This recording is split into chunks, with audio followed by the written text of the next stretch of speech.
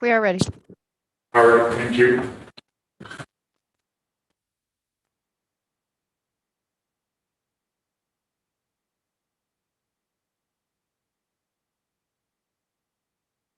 All right, Council, I'd like to call this Committee of the Whole meeting for December 9th, 2021 to order with adoption of the agenda.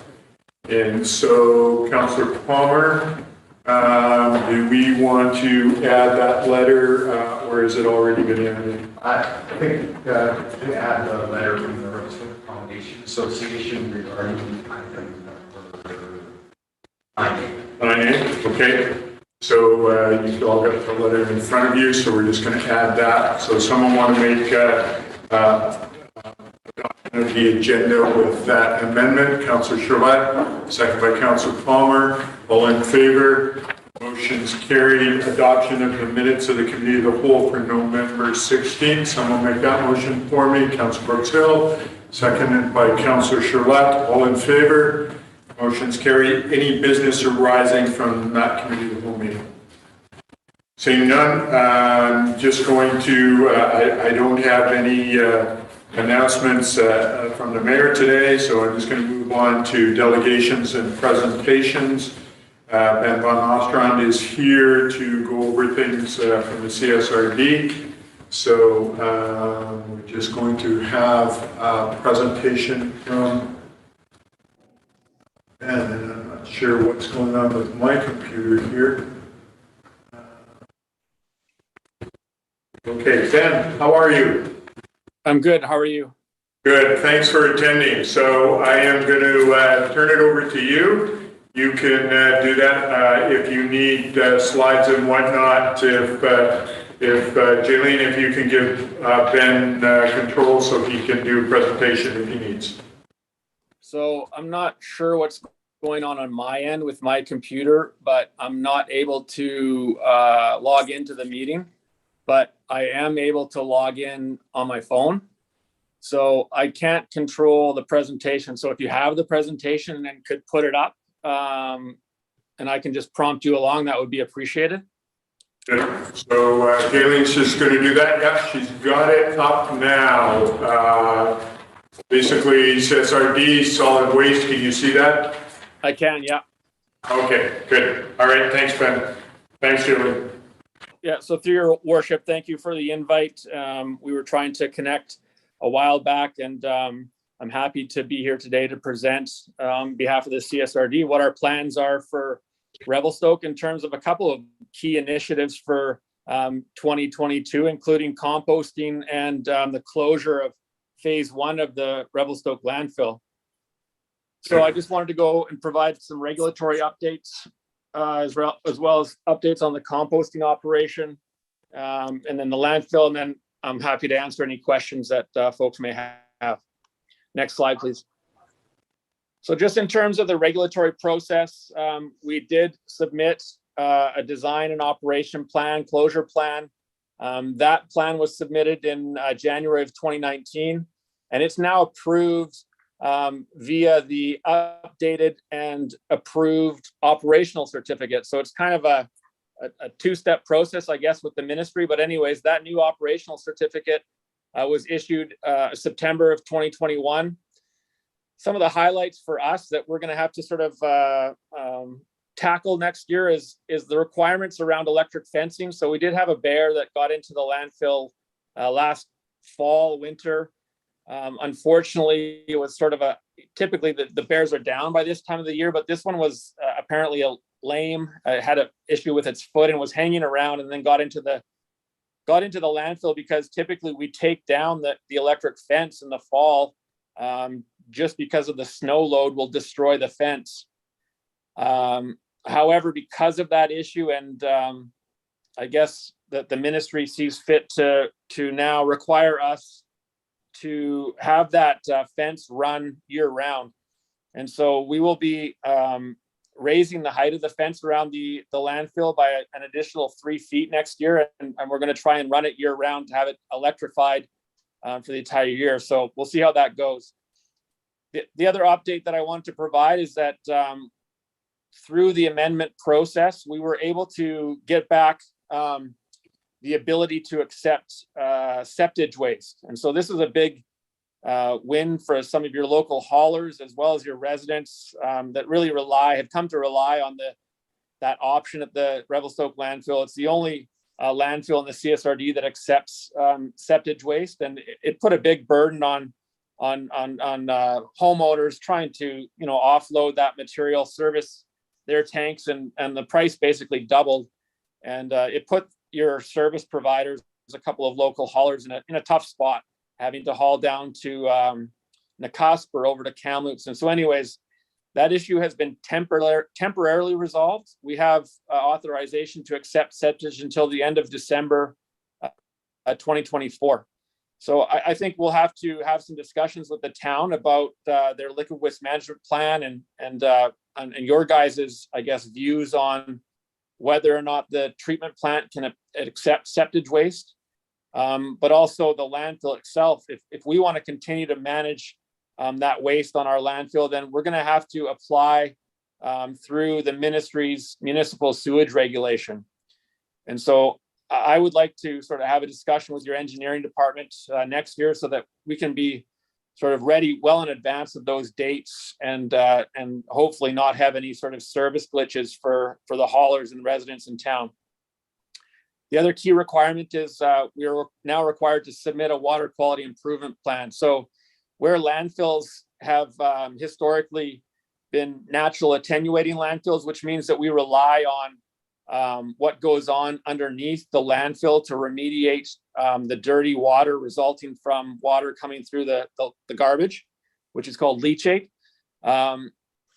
If we had exceedances at the property boundary, we're out of compliance. And so this new amendment to our operational certificate allows us to address kind of how we're going to improve water quality around the site.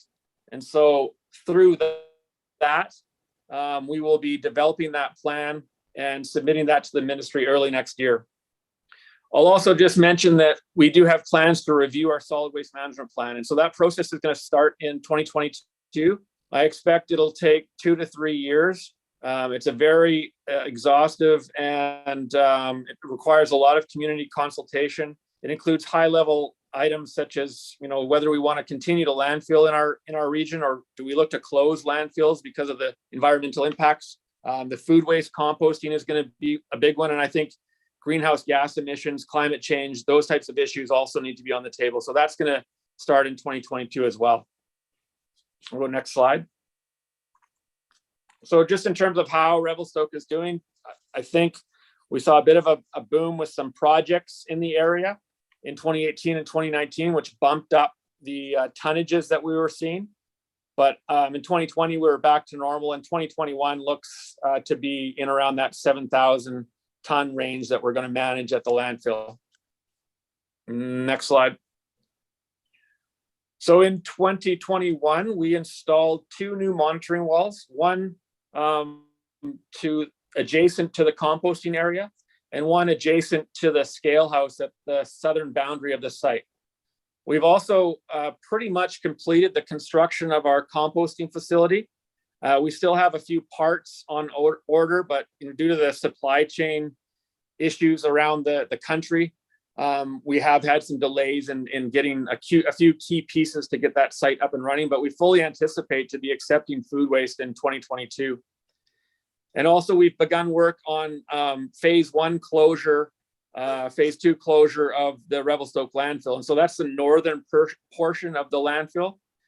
We have this year purchased about $350,000 worth of filter cloth and geomembrane liner. So that's that high density poly type liner that's going to seal off the landfill. And that'll go a big way into improving our offsite water quality issues, because water won't be allowed to penetrate into those open phases anymore.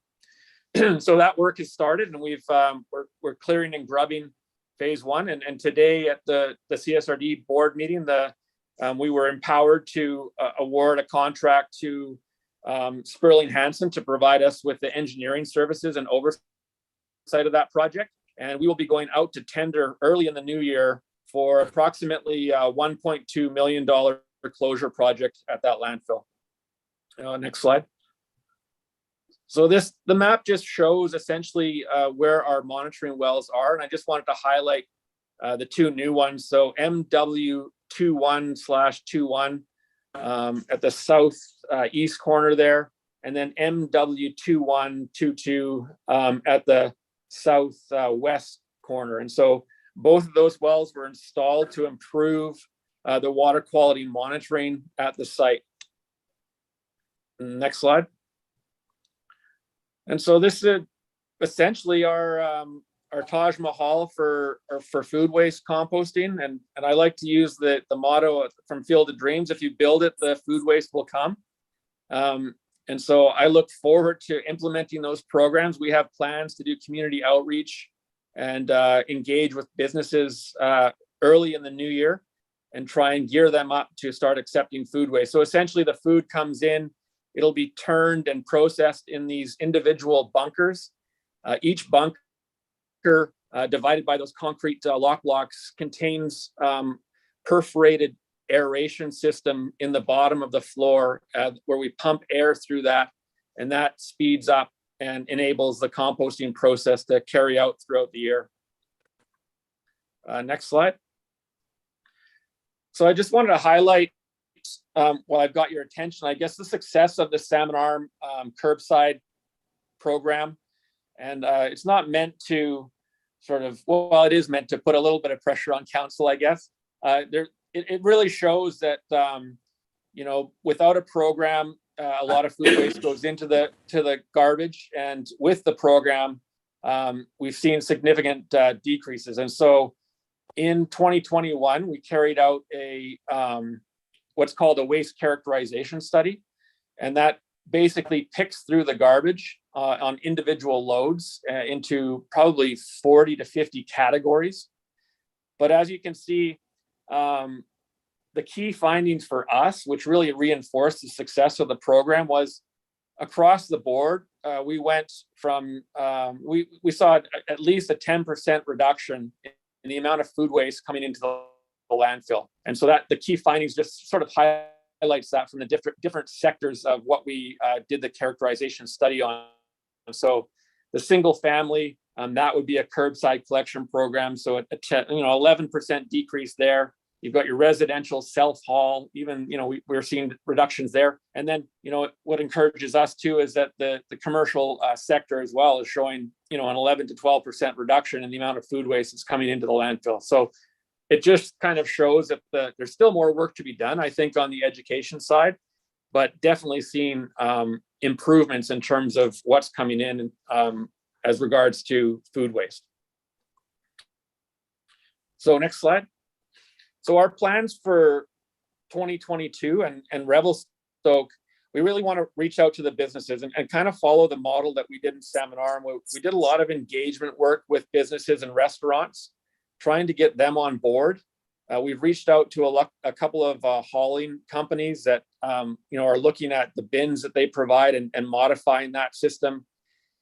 What also will come into play, and we'll do a soft sell on this, a soft rollout on this, is that we now have the ability to charge the mixed load rate. So the bylaw, it specifies at $80 a ton for refuse, but if there is an option to recycle that material, which there will be with a composting facility in place, the tipping fees go to $240 a ton. And so that's sort of a key sort of stick versus carrot that we have. We didn't really have to do that in Salmon Arm and haven't to date. We may next year because it has been a few years now. We certainly haven't done that with the municipality, understanding that they're working hard and have implemented a program and don't want to penalize them. But it's a way to get businesses that are slow to come on board around to our way of thinking and get them to implement a food waste program at their business. So will we be increasing tipping fees? I would say no, but we may in time to get those bad actors on board. In terms of the city of Revelstoke, I think it's counterproductive to say that we'll be increasing the tipping fees if you don't implement a curbside program. I understand that implementing such a program it's a big issue. You've got issues in terms of bears and snow loading and carts and trucks, but we would like to get there with you. The other piece, I guess, is if you do implement a curbside program, anything that's composted at the site, there's calculator tools that the province has provided municipalities that they're really easy to use, that those tons that are diverted through a composting facility, they're converted to tons equivalent of carbon that you're offsetting, and you can use those to offset your corporate emissions and strive towards becoming carbon neutral as a community. Next slide. So as I mentioned, our plans for 22 are really to get that tender document out. We've had some local interests already, so I'm cautiously optimistic that a local company will be low bid, but we will be putting that out, like I mentioned, about $1.2 million to close phase 1 of the landfill. We also have plans to implement that electric fencing. There are some requirements to improve that septic management area, so we'll be undertaking that. And we have budgeted to replace the scale. The scale is pretty old, and implementing some new traffic control measures to the delight of our attendants there, some stop lights that they can control inside the scale house there. Next slide. So essentially, this is just a high-level costing. This is what the board approved today, and that's the quality control, quality assurance, and project management details that we are going with in terms of awarding to Sperling Hansen, who will be able to provide that oversight of the construction of the phase 1 closure works. Next slide. And this provides council with sort of that detailed look at everything that we're doing and the costs associated with that. So, we've got $300,000 of geosynthetics, $860,000 of, the phase 1 closure, and that's all the installing works. And it's going to be a huge project. Internal roads, stormwater management improvements. So all of those things come out to, $1.5 million, and we've spent $350,000 already this year on securing those materials. We wanted to have them secured because we had an offer to secure them early, and we've taken advantage of that. And in fact, a truck showed up last week, and we took possession of our first load of about 40 rolls of material. So the project is well on its way. Next slide. So just in terms of where we're at, this is the black outline of the landfill and the red outline. So the red shows where we're actively working. And from the black line all the way to the northern boundary is the phase that we are going to be closing. And that's the phase that'll be sealed off and closed off. Next slide. Included in that work, we will be installing methane collectors. So essentially, these are perforated pipes that sit underneath the liner and direct the gas to a collection point. We have instructed our engineering services that we would like to see a flare at that site. So they have done that at a similar landfill in Kimberley, where that gas is directed to a flare. The flare is controlled and powered by, it's a solar powered flare. It's been, very successful. And then, we're able to flare off that methane, which is a huge greenhouse gas reduction. You're taking methane and converting it to carbon dioxide. So it's a big win for greenhouse gas reductions. And that's about it in a nutshell. I'm happy to take any questions and have a discussion with folks around the table. Great, thanks, Ben. Appreciate you coming and doing the presentation. Just before I go to council, just a question on the flare is that sort of thing kind of run 24 hours a day, or just there's a sensor that when any methane gas, it automatically lights it? How does that system work? It's a bit of both. I believe it runs 24 hours a day. So that candlestick flare will always be operating. And when methane is emitted, it's going to be flared off. And so we have that in place in Salmon Arm when the gas isn't directed to the upgrading. So we partnered with Fortis BC, and they're actually upgrading the landfill gas. Unfortunately, I think Revelstoke's just a little bit on the small side to be able to take advantage of that gas, but we do want to do something with it. And so that flare is going to be the point of destruction rather than someone's furnace in their home. Thank you. Council, any questions for Mr. Von Nostrand? Councillor Palmer. Thank you, Mayor Sulz. Thank you, Ben, for the thorough presentation. I do have a number of questions and comments. I'll just go through them, I guess, sequentially. So you talk about the septage. So we've got an extension on continuing with the septage dumping. That's a problem. From your last presentation, you talked about the leachate and sort of the unknown contamination into groundwater sources or possibly the Columbia River. But anyway, so that's going to be addressed eventually. 2024, of course, is going to come up pretty soon. Question for today, is it restricted to local septage, or could theoretically somebody come from outside the greater Revelstoke and be dumping septage? Go ahead, Ben. Through your worship, the CSRD is not allowed to import waste from outside of the regional district. There would be nothing to restrict a local company in, say, in Salmon Arm coming over to the Revelstoke site to use that facility. However, we do have restrictions on the amount of waste that we can take now. Before it was unlimited, and now we're limited to, I believe, 1,000 tons per year. And typically Revelstoke has generated around 800 tons. So to answer your question, if it came within the CSRD, there would be no way to restrict that. If it comes from outside of the CSRD, yes, we have the ability to restrict that inflow. Okay, thank you. And then a follow-up to that on the quality of the septage, and the motivation between the question behind the question is what happens after 2024. But the quality of the septage, do we regulate and theoretically regulate, and then do we enforce the quality of septage as far as hazardous waste, or what's the parameters around that? Through your worship, no, we don't inspect or limit what comes into the site. We are governed by the off-site migration of leachate, and so that's why we've included that additional well to the south of the septage receiving.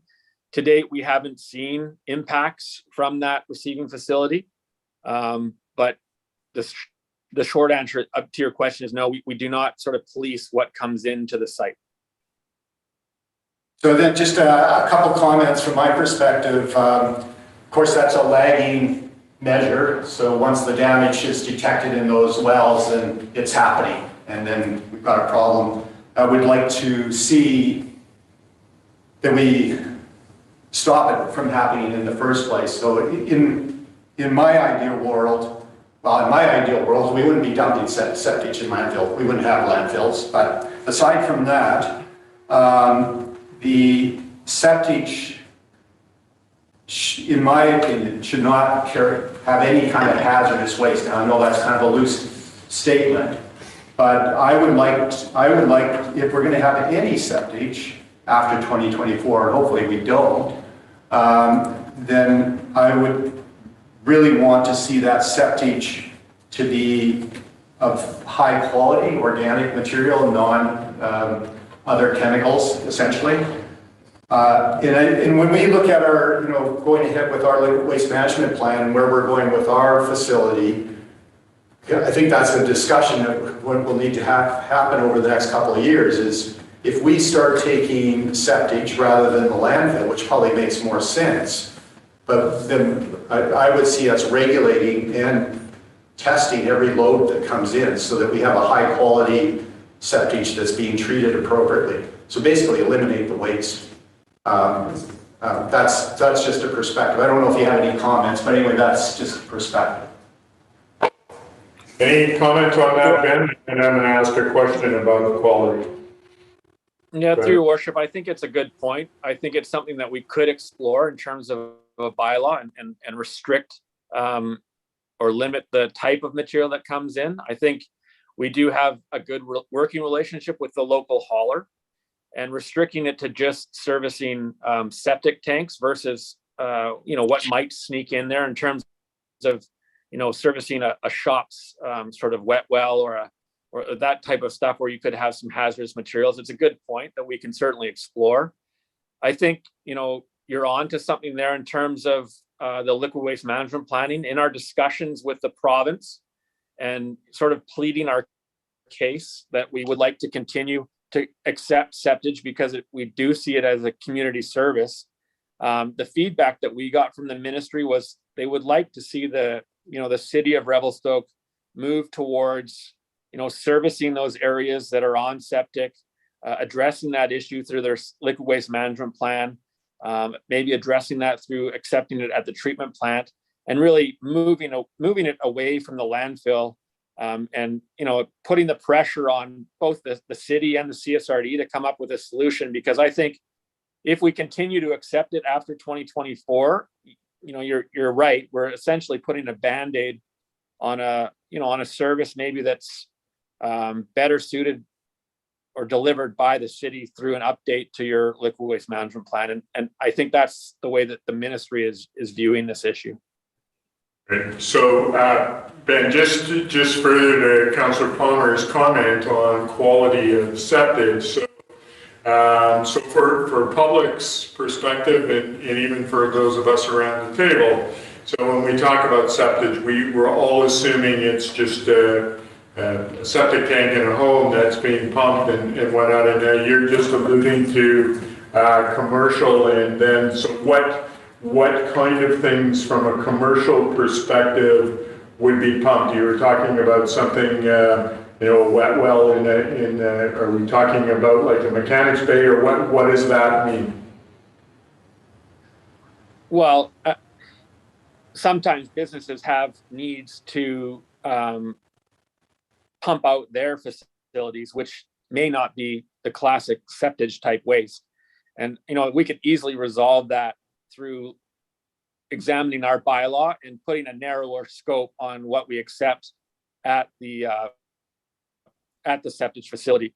Now, enforcing that, i.e. catching maybe a hauler that's servicing a business, is a little bit different, but we could certainly look at tightening up the rules and regulations around exactly what that material is that we're able to accept, and work with the haulers to help us enforce that, essentially. And I think that's a good idea. Great, thank you for that, and thank you, Councillor Palmer, for bringing that up. So, Councillor Elliott, is it? No, just on the hauler arrangement, they service many septic fields and many businesses all in one tank and one truck. So distinguishing where it came from may be the trouble spot in this one. Yeah.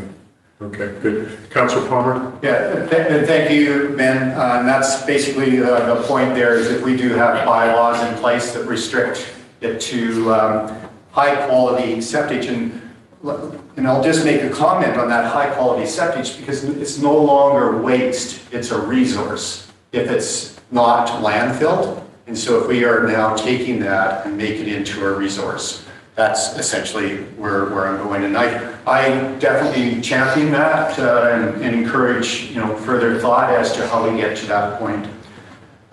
Second question through the mayor. So the solid waste management plan, is that Revelstoke specific, or is that, so you're talking about the major solid waste management plan, is that Revelstoke specific, or is that the whole CSRD? Through your worship, the solid waste management plan is for the entirety of the CSRD. And as it stands now, the plan is broken down into waste sheds. So we look at area A, and Golden, area B, and Revelstoke, and then the South Shuswap, and then Falkland, and that sort of surrounding area. So there are local issues that feed into the solid waste management plan, but essentially it's a region-wide program and a region-wide plan. Okay, thank you. That's good. I like that approach. On the Area B, Revelstoke, from my perspective, I would like to see where the community Revelstoke in Area B is more proactively involved with that component, the what you call the waste shed for our area. And you're probably getting the sense of the theme here about what I would consider a higher responsibility, so that we're getting away from waste into resource. And if we can be the champions in the regional district, moving towards a higher quality of service and a higher quality of getting away from waste to resource. So that's just a comment that I'm interested. When do you anticipate the start date? You'll be retaining a consultant, I'm assuming, for that process, or is that a little ways away next year? Or that? Through your worship, the tender closes, or it's actually a request for proposal that closes next week. And essentially it's a request to help us with reviewing the 5-year implementation of the solid waste management plan. And that's a requirement under our existing plan to submit by the end of 2023. The broader plan as a whole, it needs to be fully redone by 2028, but we're not going to wait on that. We're going to review the 5-year implementation works over the next year probably, and jump right into that full-blown review. And so that, like I said, that's going to happen over the next 2 to 3 years, and that will involve committees, that certainly council will have the opportunity to participate in, and community forums. We really want to hear from people on and share with them our thoughts around, how we as a CSRD and more locally, how we move forward in terms of and how we view waste. And I agree with you, like many of our goals are essentially our motto is turning waste into resources. And so that's why we've been able to develop, through the board's support, I think really a lot of the programs, and we're actually leaders in terms of, mattress recycling, which is now going to be a provincial program. And we've demonstrated locally that we can do this. We've diverted tens of thousands of mattresses over the last 5 years. The food waste one is a big one though as well. I mean, that's a key initiative of the province, and that's where the city can play a big role in. I mean, the CSRD is not responsible for how the municipalities collect waste, and you guys are responsible for that piece of the puzzle, and that's where hopefully we can get some traction in implementing a curbside food waste collection program and demonstrate leadership, on both fronts, the CSRD and the city. Thank you. The next part that you talked about, the organic waste, and that our neighbors, Salmon Arm, are hopefully putting us a little bit of pressure on Revelstoke. And you mentioned their 10% reduction there. Yeah, not bad, it's okay. They got another 20% to go. I would like to see Revelstoke to change the table on this, that we become the pressure on Salmon Arm for even more responsible food waste acceptance. To me, I think from your report, somewhere in the order of magnitude 30% organic waste. Is that by volume or by weight? Okay. It's by weight, and yeah. I can say that our characterization from 2018 showed that Revelstoke right now you're at 48% of what's coming in is divertible organic waste. Yeah. So we got a lot of work to do.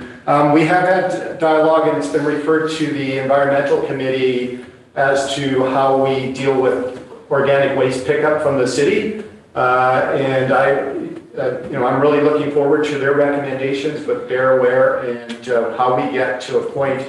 I personally would like to see, I know there's always this enforcement thing, but if we can get the organic waste as close to 100% out of our landfill, out of our garbage that we collect, that we do a whole bunch of things. We deal with the bear issue. We create a resource of which you've got the infrastructure that's going to be in place. And So it's just responsible on every aspect of that, and I'm strongly supportive of both the carrot and the stick to ensure that we can get that organic waste out of our organic resource out of our waste stream. So that's, I'm just, putting a sense, I've made that point before, and I'll continue to flag that as long as I'm at this table. The other thing that goes related to on the organic waste, you talked about the carbon neutrality. And so if we can get to that point where we are the genuine leaders in the province of reducing this resource from going into the waste stream and getting closer to carbon neutrality, and then that leads to the methane gas that you talked about. Hypothetically, if we take all the organic waste out of the landfill, hypothetically, the new landfill, hypothetically we take all the organic waste, so there's no food waste, there's no wood going in there, how much methane gas do we have at that point if we take out all of organics? Through your worship, essentially zero. So I mean that's the component that under anaerobic conditions that produces the methane is that biodegradable material, and we're actually already starting to see that in Salmon Arm, where the gas quality that we're producing from the landfill is starting to degrade a little bit, and I think in part it has to do with the fact that we're removing that organic stream slowly but surely from the waste.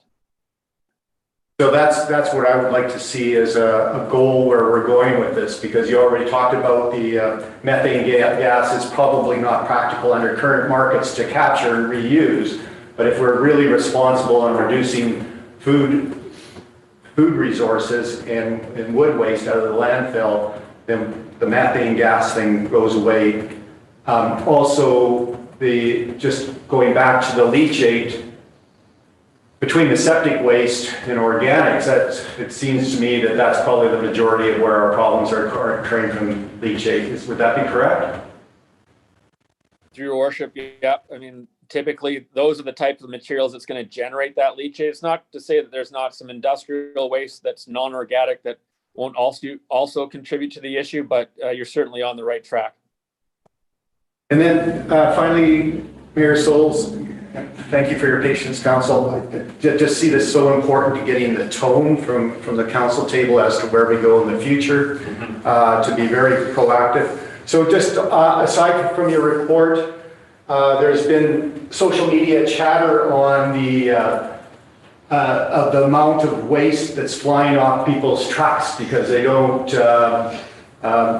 tie down their waste properly. I'm just wondering what enforcement bylaws are there in place, and is there something that we need to do to, whether that's the regional district or the city, to ensure that people are restraining the materials that they're taking to the landfill? I'll talk personally, like there was a social media chatter, but I walked along that area, and it is bad. I spent a lot of time in the area of the proposed gravel pits in the Jordan River, and there's lots of material that's being dropped by crows in the forested area. It's quite amazing how much is there. But I just but mostly on the enforcement issue, and then as far as people restraining their loads coming in. Can you comment on that?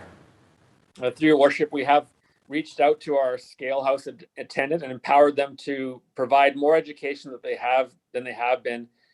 We do have bylaws in place that require folks to secure their loads when they're going out to the landfill and can enforce a $200 penalty.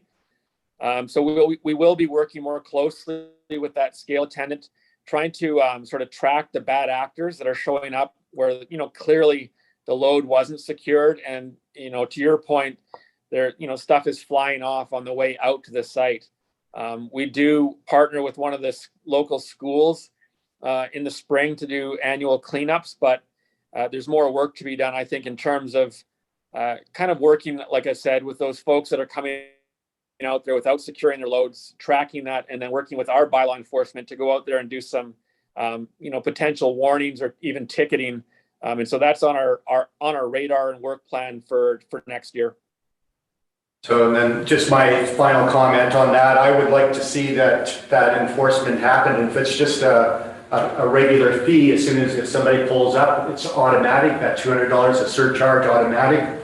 Word of mouth will spread really quick and it'll shut down. I would be strongly supportive of that. It's pretty bad. I don't think the school should be picking up after irresponsible residents. So anyway, thank you very much, and thank you for your work on this report. It's very helpful. Council, any other comments? You're welcome. Okay, thank you. Councillor Elliott. Great, Ben, about the compost facility coming online, but we've been asking for this for 2-3 years now, and I'm just wondering why the delay? Why is it taking so long? Any comment? Well, through your worship, we did finally secure the grant funding in 2020, and we awarded the contract, which there was some delays in construction. But I'm happy to report that, it finally has been built. And like I mentioned, we are trying to secure, working with the local electrical company in Revelstoke, the generator and the blowers, and we just can't get those parts. And so, and I think the other thing that has delayed us, and I don't want to use it as a crutch, but it's pretty obvious, COVID hasn't helped. We really didn't feel it appropriate to go start engaging with restaurant owners when, they can't even open their doors. It felt a little bit disingenuous to say, hey, can you divert your food waste when, they're struggling just probably to survive. So I think we're through that now, or the majority of it, hopefully, and restaurants are, at or near capacity. And I feel a lot better about going and reaching out to them this summer. And we have some grant money available for that as well, to do education and work with those folks to start moving that food waste, from the back end of their restaurants to our facility that will be operational, and we can get going. And so I apologize for the delays, but in government, sometimes the wheels turn a little bit slower than everybody would like. So Councillor Palmer alluded to the leadership that comes from the council. Is that a miss on our part? Because where did we drop the ball on driving this in, making it a priority? Well, through your worship, you haven't dropped the ball, but that ball is coming your way. And as Councillor Palmer sort of alluded to, I think, and I have too, is your role to play in this is to help us implement a curbside collection program that has just been shown, across the board to be the most successful way to get folks to divert food waste from their garbage into a can, which then is collected at the curb and ends up at our facility. And so without that facility, we really haven't been able to move or advance that kind of work in your community. That won't be an excuse anymore in 2022. And so I would encourage council to start, engaging with your engineering staff. And I know that work has been done on this. You had some excellent champions that sat on our plan monitoring committee. And I think through staffing changes, that's kind of fell off the wayside. And so it would be great if council could support staff to be on that board. We meet twice a year and we discuss, all of these issues, and the input from Revelstoke is imperative. And we can work together to hopefully pitch a program in Revelstoke. And I go back to Salmon Arm story. We worked with staff there. We developed, jointly a 100 household trial where we demonstrated, different types of carts and tracked that waste. And really, it was an excellent tool to go back to council and say, this is the success. Here's the numbers. Here's what we diverted. And the telltale sign for me was so many of the residents did not want to give up their food waste cart. They wanted to keep that program in place. And we actually started collecting more food waste than we anticipated, because people started to move away from their backyard composters just because of the convenience factor. You put it in the bin and it's out of sight, out of mind, and it gets collected at the curb. And so whatever the CSRD can do to support the city of Revelstoke to implement a curbside program. We want to be a part of that. And like Council Palmer said, you know, you guys need to be the champions of this to demonstrate to to Salmon Arm that you guys are even better. And I will be using this data as well as Salmon Arm's data to move forward with a program in Golden. That's on the horizon for 2022, 2023. So it's a long way of saying that you guys haven't dropped the ball, but now there is an opportunity to drop that ball by not implementing a curbside program. But I fully acknowledge that it's expensive, it's difficult, but it takes leadership. And in fact, at the end of the day, it's not that hard. We switched over on July 1st, 2019, and it was surprisingly seamless, and residents would not want to give that back up. And we moved away from garbage. So garbage is collected once every 2 weeks. Food waste is collected every week. Recycling is collected every 2 weeks. So you get one can of garbage for every 2 weeks in Salmon Arm now. And these are the types of options that I think would become available to the city of Revelstoke. I think that's great. I don't think there's anyone around this table that isn't supportive of us diverting that. Thanks for that, Ben. Councillor Charlotte has a comment or question. Yeah, thank you, Worship. And thank you very much for the presentation, Ben, and to fellow councillors for comments. I think the desire is clear. We would love to partner with you and make this work. I think there's going to be some interesting challenges here in Revelstoke. We've already had a couple conversations at the Environmental Advisory Committee of the city, talking about collection and especially around the wildlife. So our local bear aware coordinator also sits on our Environmental Advisory Committee, so it makes for a really good conversation, as well as representation from several environmental groups in the community. So looking at educational opportunities, but also best practices to find that balance between, what's the word I'm looking for, compliance and people using it, which I agree. I think Revelstoke's going to be an easy sell for the most part, as long as we make the right thing easy and the wrong thing hard. And I think however we choose to deal with the bear aware context of that, so that we have bear-proof bins, I think is going to be the tell on that. I look forward to having more conversations with staff, with the Environmental Advisory Committee, with residents to really explore this next year, as you say, to look at what's going to work, what is it going to cost us, and get that buy-in from the community so that we can make the investment and make this work. I'm curious to learn more about that trial that was conducted. I think that might be a great way to start.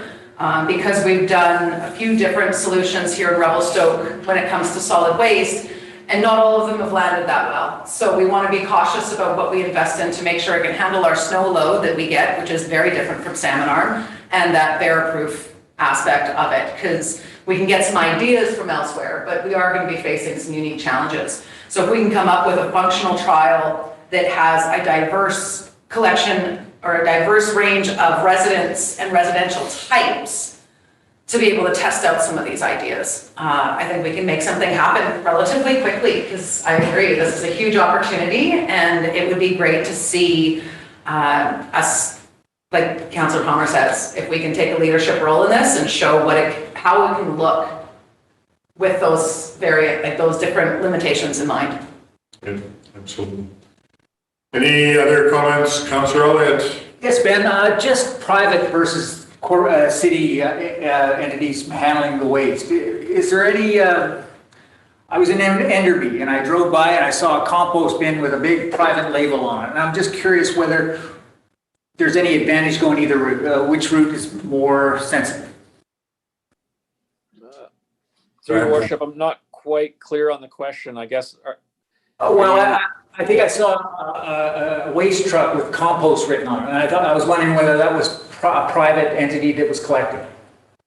Yeah, through your worship, I suspect that that's Spa Hills Composting, which is well known throughout the valley here, from Salmon Arm down to Revelstoke. They are a commercial operator, and that's in fact who we partnered with to compost our waste. So in addition to the material that we send them through the city's collection program, they operate a Class A composting facility in our region, and they also offer collection services. So they'll have bins at Tim Hortons, McDonald's throughout the valley where they go and collect that commercial waste and bring it back to their facility.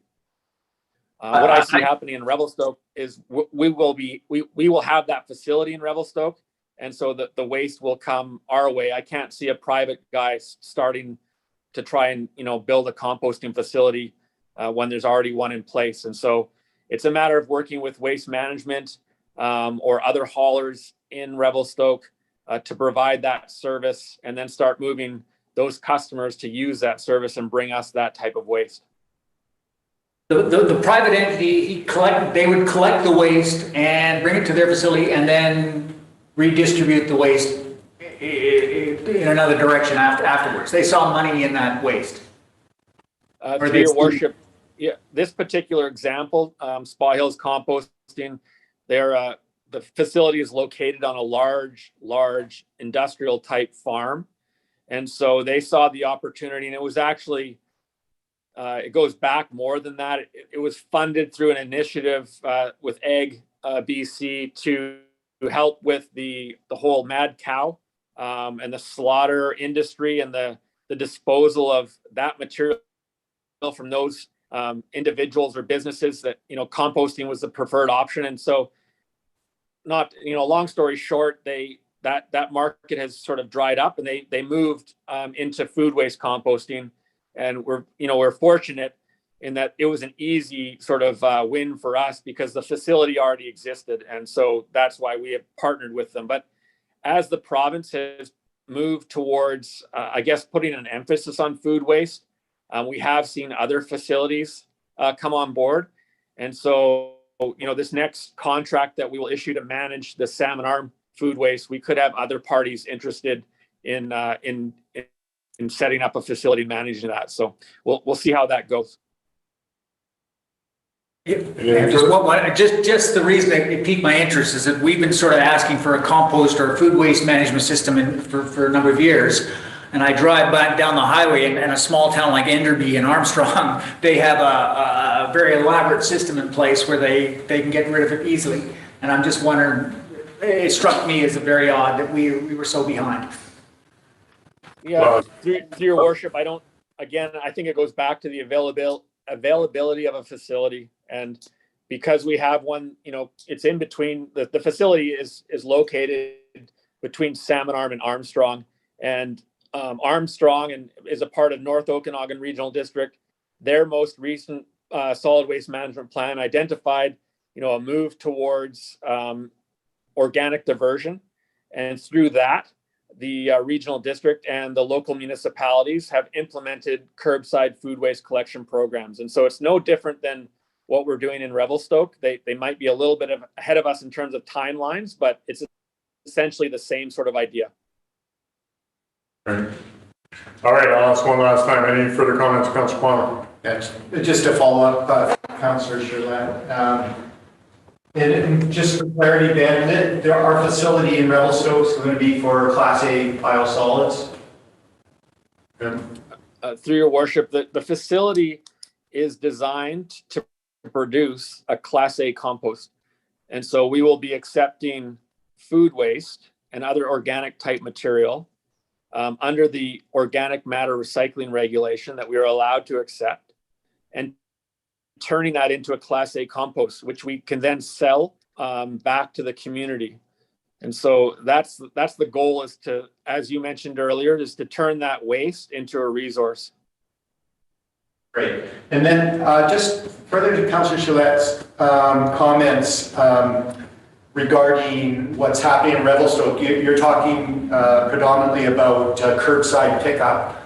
And the environmental committee is looking at possible other options because of our snow and bear issues here. They are significant, and I think they're looking at some of the other models like Jasper and Canmore, where they have sort of more neighborhood collection things. And it's hard to say exactly where it's going to go, but just picking up from Councillor Sherlett's comment, and I'm assuming the environmental committee is talking about this, but a trial system, what would be the earliest if we had a small neighborhood to do a trial on say a neighborhood where there's bins as opposed to curbside, What would be the earliest that the regional, the landfill could take specific food waste for, in that scenario? Like, could you, like, are we still a few months away from that kind of thing, or?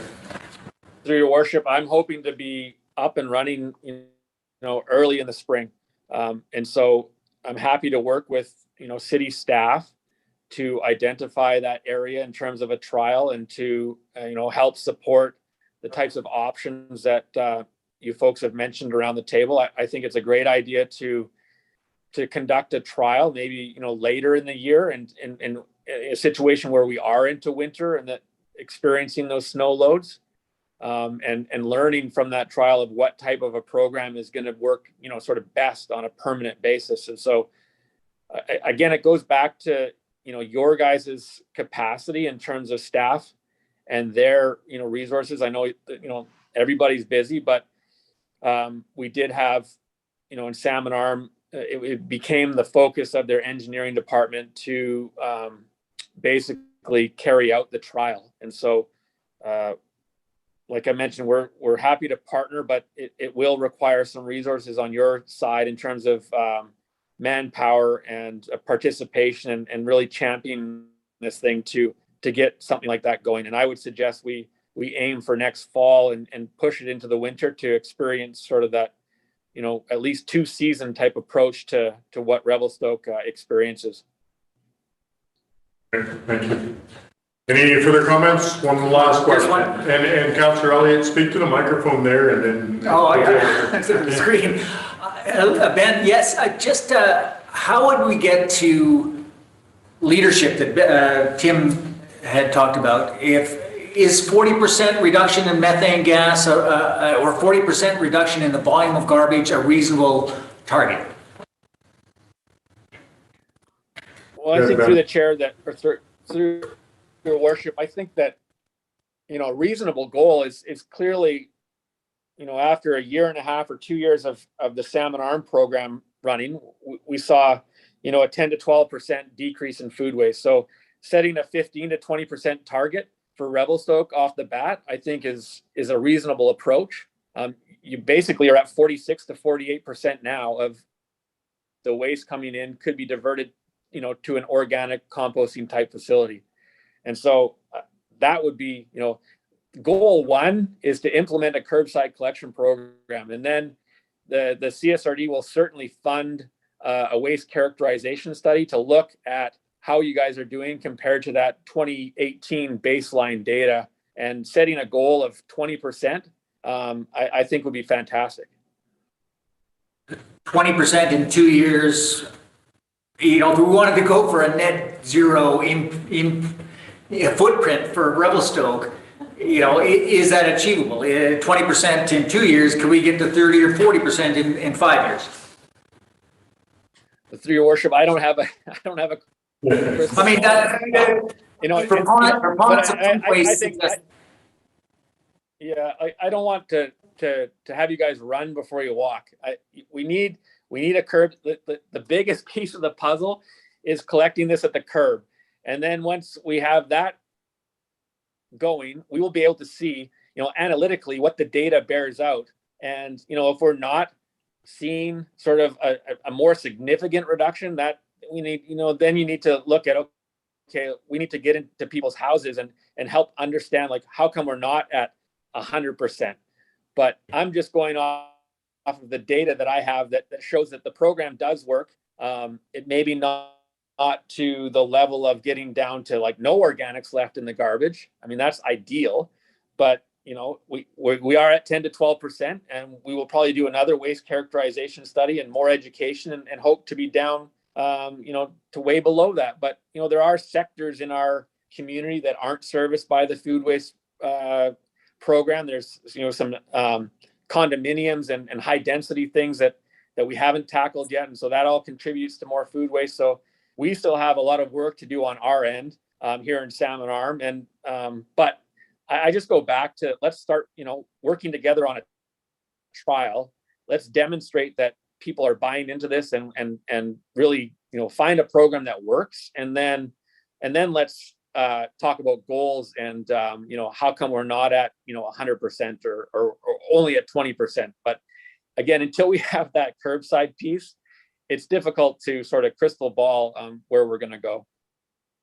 Great, thank you. So one last comment, Councillor Elliott? No, Councillor Palmer, go ahead. Okay, so just addressing to council, I concur with Councillor Elliott is that I want to run, I don't want to walk. And so, and I really appreciate then the more cautious staff side of things.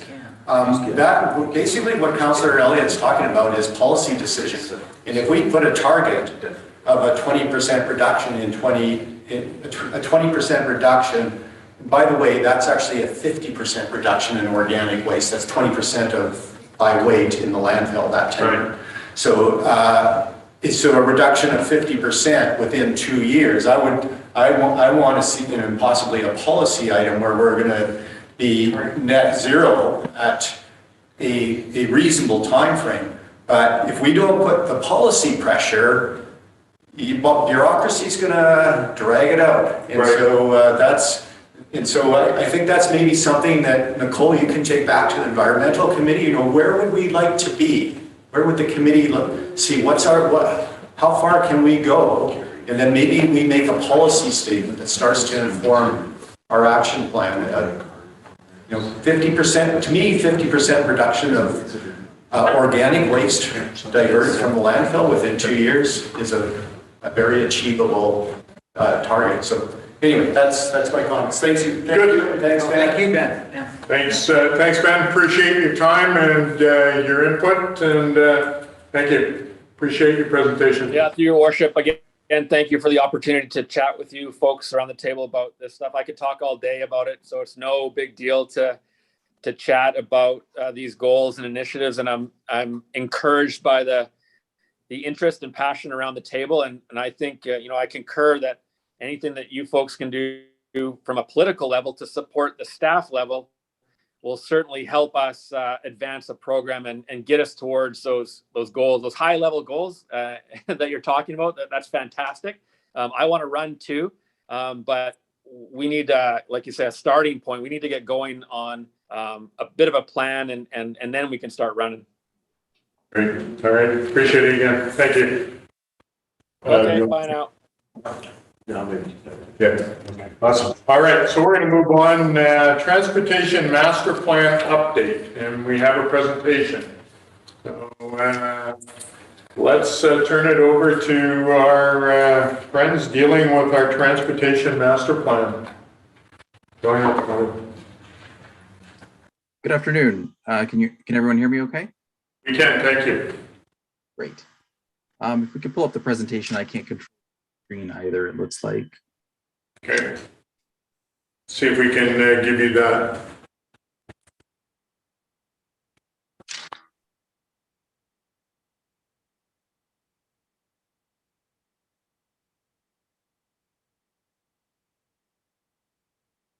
Mr. Rousseau, do you have the presentation, or can you give control to Mr. Thacker?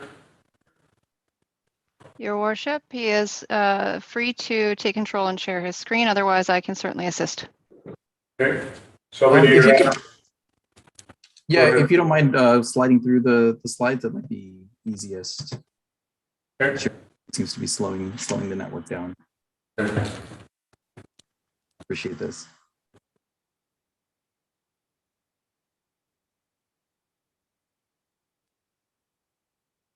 Great. So thank you for having us here. My name is Selby Panicari. I'm I work for Stantec Consulting. I am a transportation engineer and leading the City of Revelstoke's Transportation Master Plan. Next slide.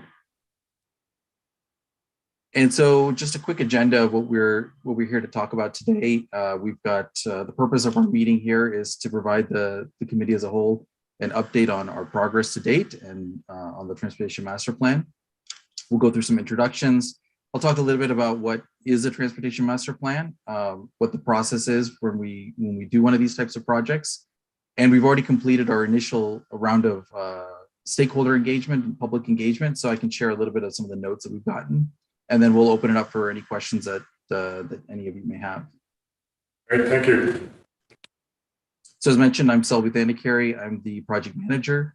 Joining me with me here today is Ian Wilson. Ian is our technical expert and deputy project manager. Third is Amanda Hausler. She's our engagement lead, but unfortunately wasn't able to make it to our event today. So we start off by looking at what is a transportation master plan. You can go to the next slide too. When we think of transportation, quite often the word connotates roads and we think of vehicles and trucks. It's much more than that now.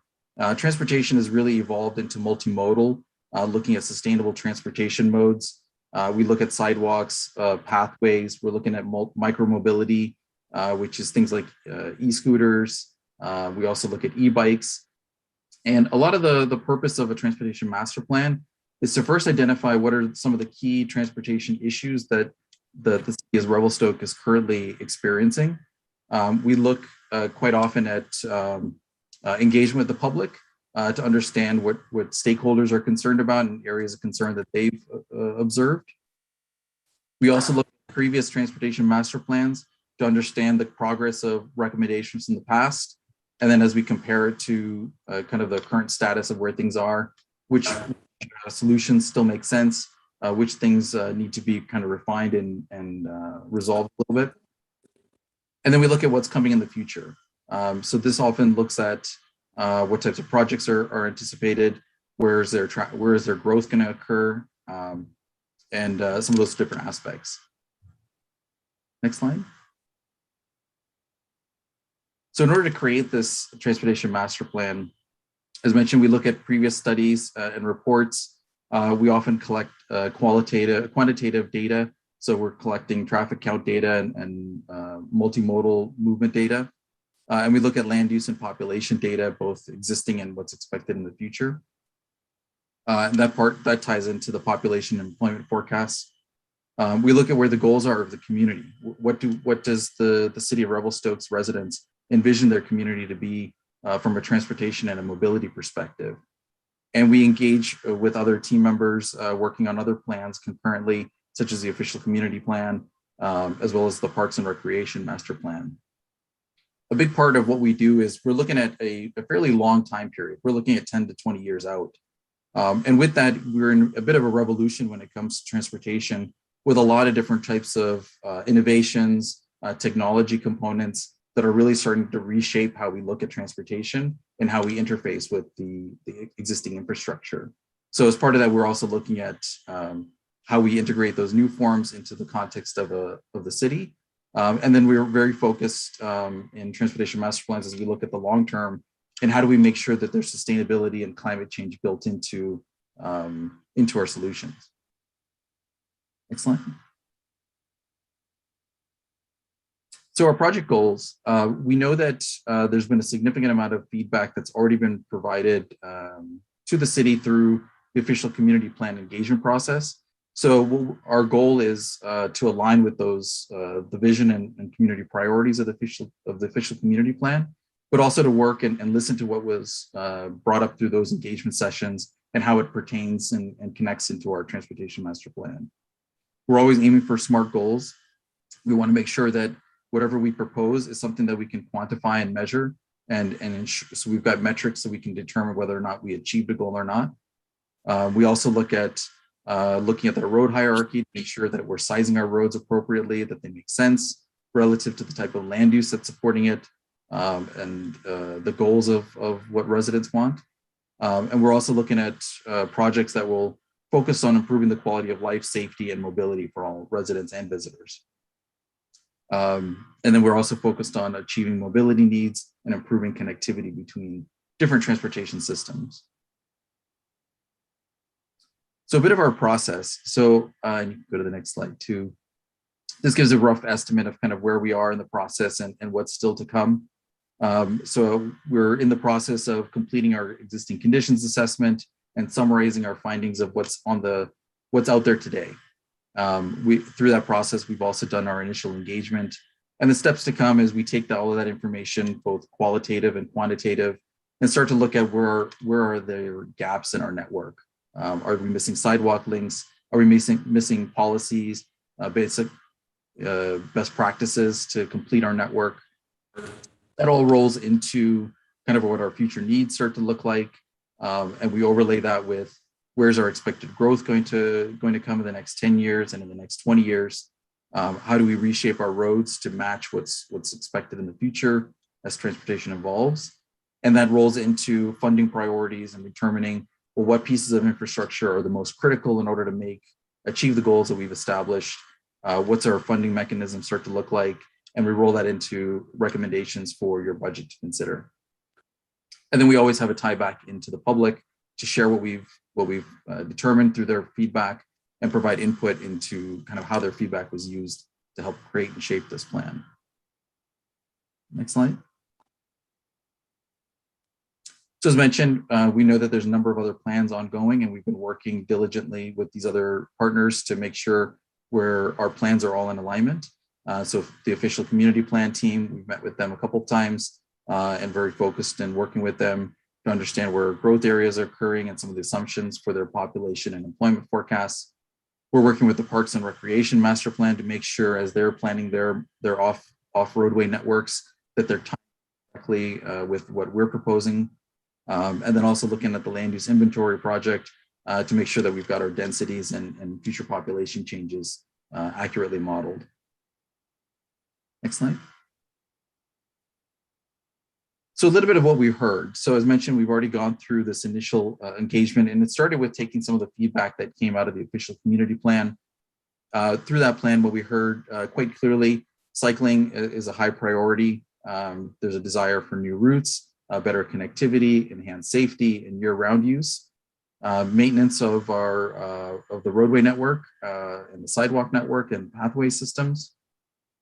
Transit is another great one. There's a high desire for new routes and for schedules that can accommodate the needs of people that are relying on transit and that want to use transit. Pedestrian connectivity, making sure that we've got sidewalks that don't lead to nowhere, that they connect, that they're interconnected, that they can tie people between origins and destinations. And then also looking at parking and traffic management to make sure that as we're looking at parking conditions and traffic congestion, it's at a manageable scale relative to what the city. Next slide.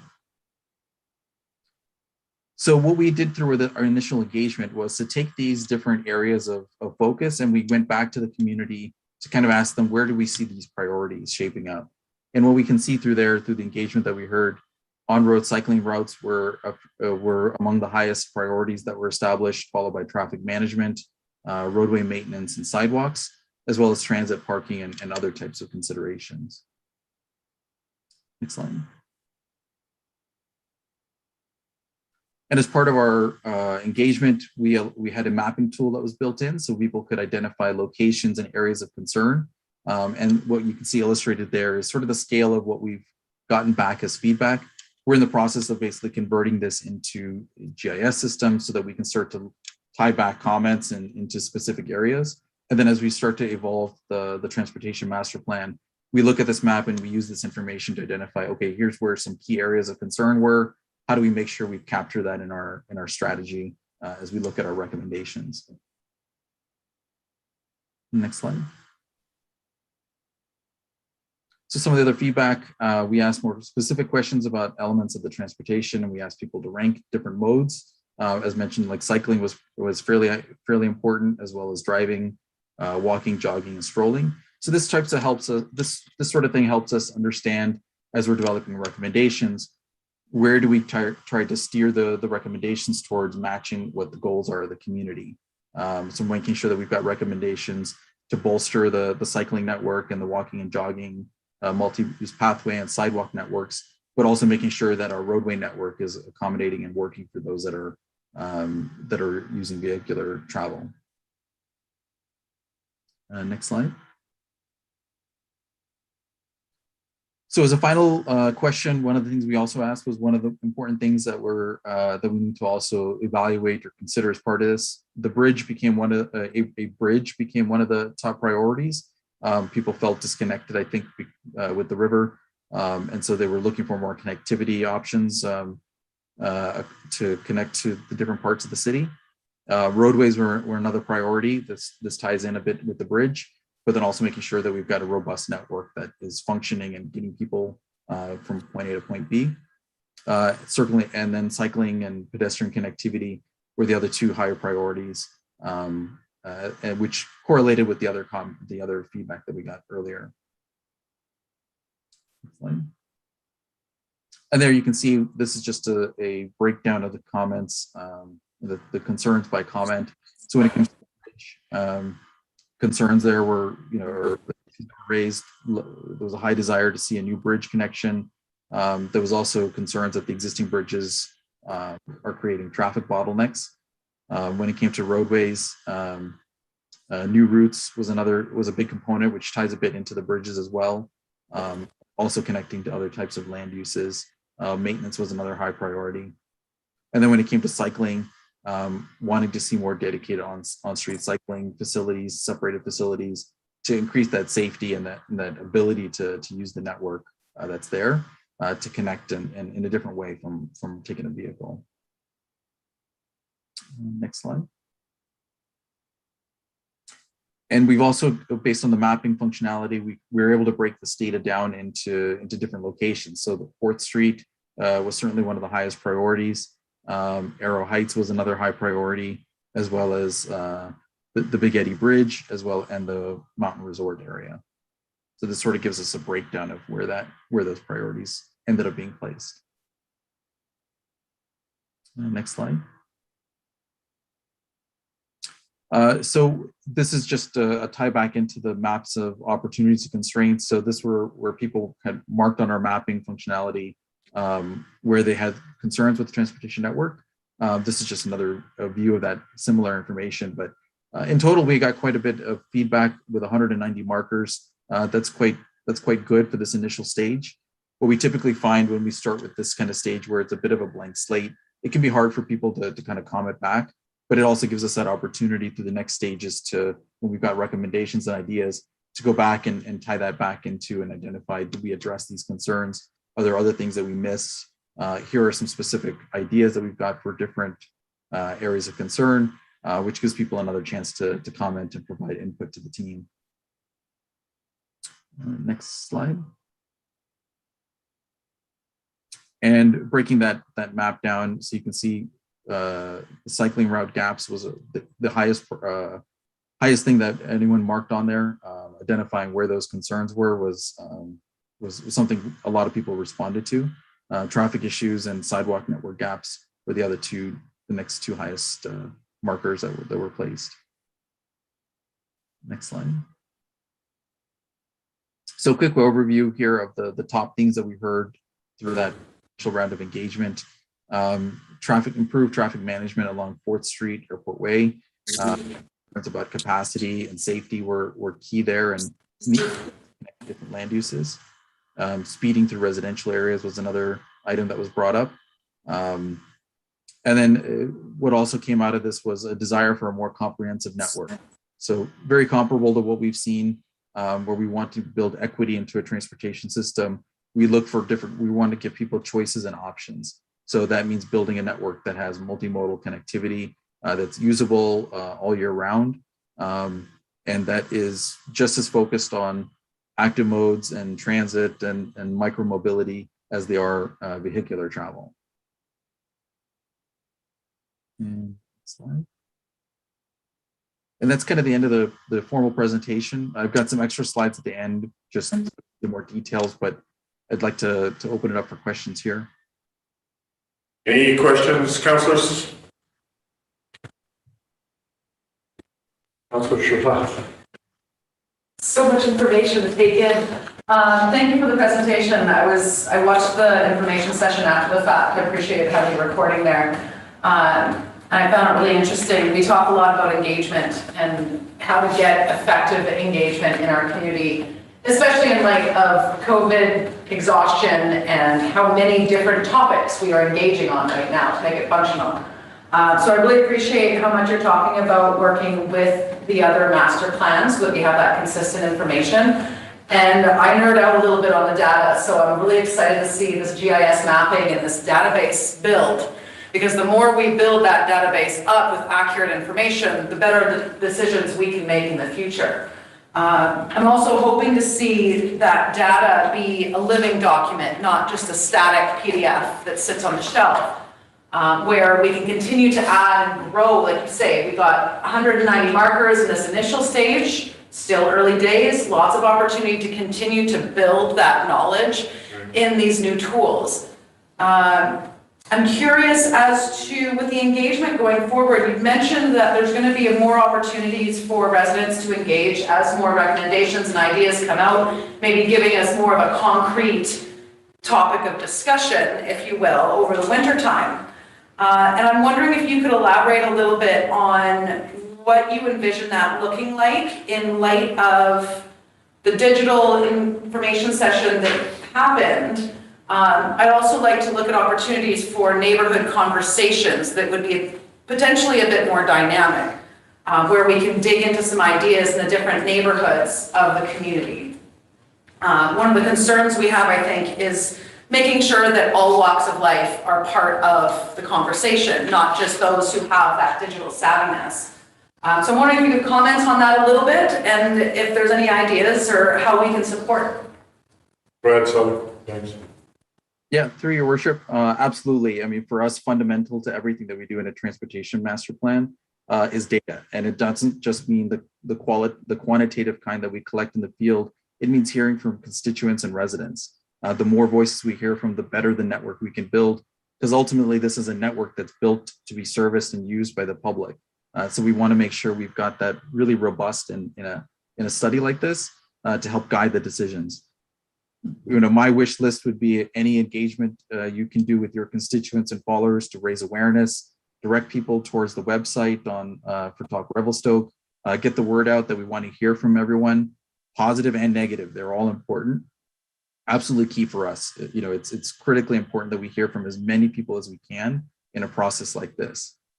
Moving into the next stages of engagement, our goal is there would most likely have to be some form of digital engagement. But we agree, like that creates some barriers and restrictions for some types of voices, and we're always looking for those opportunities as best we can during COVID to be able to connect directly with people face to face as best we can through either it could be workshops or information meetings with community leaders and members of the community and residential associations. Those are really key for us because it just gives that another way to hear more voices and get more input into a process like this. And you're right, the next stages start to give people something tangible to work with. You know, here's an idea that we've had. What do you collectively think of this idea? Where there's some pros and cons, it gives something tangible for people to comment on, which I think is the really exciting stage of when that's coming up. Any, Councillor Elliott? Yes, great to see this underway and progressing. It's a real needed element. But densification and centrification are the obvious ways that we need to do steps we need to take to address housing. And I'm wondering, the master plan information you have is based on the existing, what's out there, the comments you received from the existing population, trouble spots that are there. Which shouldn't the design and the projection of our future, shouldn't that lead the master plan? And these are things that we need to address on the housing front. Our master plan should follow suit. Any comment on that? Yep, through your worship, you're absolutely right. We look at both because we want to make sure that if there's an existing gap in the network, it doesn't become exacerbated as we start to look at how densification start to change. So we look at a combination of both. The existing conditions sort of give us a baseline of, okay, here's where we are today. And then we look at the future, focus a lot on the future population and employment to understand, here's where we're going to. And what we want to ultimately do is build transportation solutions, what I would call just in time. We want to make sure that it's there in advance of fixing existing issues, but also there just before the problems can start to occur. Because the last thing we want is a problem to occur because we didn't catch it, and then we're coming back afterwards to try to fix something. And we don't want to build it too early because also fiscally management requires that you don't want to build infrastructure that just sits there underutilized for too long. So you need that striking balance. but absolutely, the population and employment forecast data, the work we're doing with the OCP update, that's really critical for us in terms of envisioning how do we get there. It also gives us an opportunity to look at, as that plan starts to build, if there's pieces of infrastructure that's either too costly or just can't be done all at once, staging opportunity to say, okay, if we do this, it's fixing an existing problem, and then we can kind of build on that improvement as time goes on to make sure that it's also working to accommodate the future network. So it becomes a step process that is striving towards making sure, you know, we're minimizing throwaway costs, we're building on something to get to something great. And if greening our community is an objective, which I think all of us are on, should the plan, I mean, there are various ways to encourage other modes of transportation. I mean, there are active measures you can take to get people away from their car. If we want to reduce the amount of car and the parking and all those issues that are, should the master plan lead? I mean, should we implement policies, or do you wait until you get a problem and then make the change? Should the big picture or the objective come out first? This is what we're pushing for, and all our actions are enforcing it. I'm just, what comes first? Yeah, through the chair, yeah, absolutely. We do recommend policy changes as part of a TMP to help guide that towards that. So what we will typically look at is establishing, you know, target goals. You know, it might be a modal split goal of X% that we want to achieve, and then we look at, are there supporting policies in place? Are there supporting land use decisions that are coming that can kind of help guide us towards getting to that goal? So that becomes a really key piece of this as well. It ends up being more than just lines on a map that says, here's how much dollars you have to spend to do this. It's also looking at the big picture of how do we steer this in the right direction through positive guidance, through policies and practices to help get us to that goal. Any other comments, councillors? Councillor Burkett. Thank you for the presentation on that. I appreciate all the work you're doing. I'm just kind of curious. I know the Big Eddy Bridge is nearing the end of its life, and I'm just curious if that's something you're aware of and you're looking into. And I was kind of wondering, maybe not right now, but if we could get some kind of update on that specifically, just what kind of time frame. What kind of time frame, what kind of money? Well, I know the money is that big. Any comments regarding that bridge?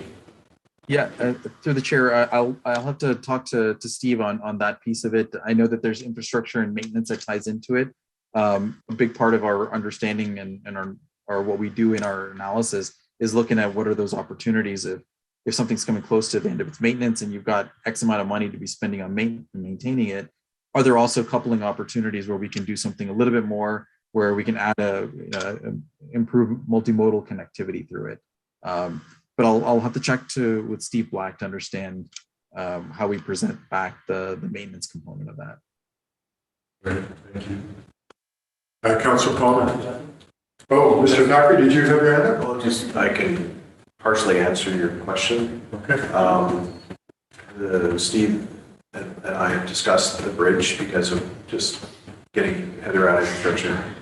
The bridge is in good shape. It eventually will need to be replaced, but it's a very well built bridge, generally speaking, and with good maintenance, at least we can stretch out the life of that infrastructure. It will need to be replaced at some point, particularly if we want to widen the not only the road but also for pedestrian and bicycle traffic as well. So, and that's, Steve, I don't know if you want to jump in here and add anything more. What? Sorry. Sorry about that, Council. No, I have nothing more to add regarding the bridge. It is going to be something that in the long term we have to think of and take care of. My biggest concern is, and I think Council shares this aspect too, is that it's really not a multimodal bridge at this point. And so the key here is, if we do want to see a mode shift, as Selby had been discussing, we don't want to make the roads bigger. We want to provide opportunities for other modes of transportation. And therefore, in order to provide that connectivity, and as you've seen in the results, that the lack of connectivity for the bicycle network is a huge deal. So we do need to find ways to improve those opportunities, and the financial implications will follow the results of this TMP, and will drive where we're going to go, so to speak, in our future. Thank you. Great. No, thanks, Mr. Black. And so, yeah, well, we're talking about that Big Eddy Bridge, from a generation where it used to be two-lane traffic, right? Back when our cars were land yachts, so we passed by that much. But anyway, I regress. So anyway, any other comments? Councillor Palmer.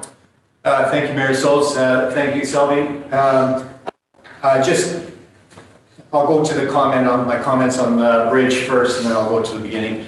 So on the bridge, just from your report and how you are articulating it and how I'm perceiving the community concerns maybe differs a little bit. So we've heard about the Big Eddy Bridge. Yes, the community's concerned about the longevity and the viability. I think they're more concerned about that than connectivity. Connectivity is an important thing, but it's this concern about the long term.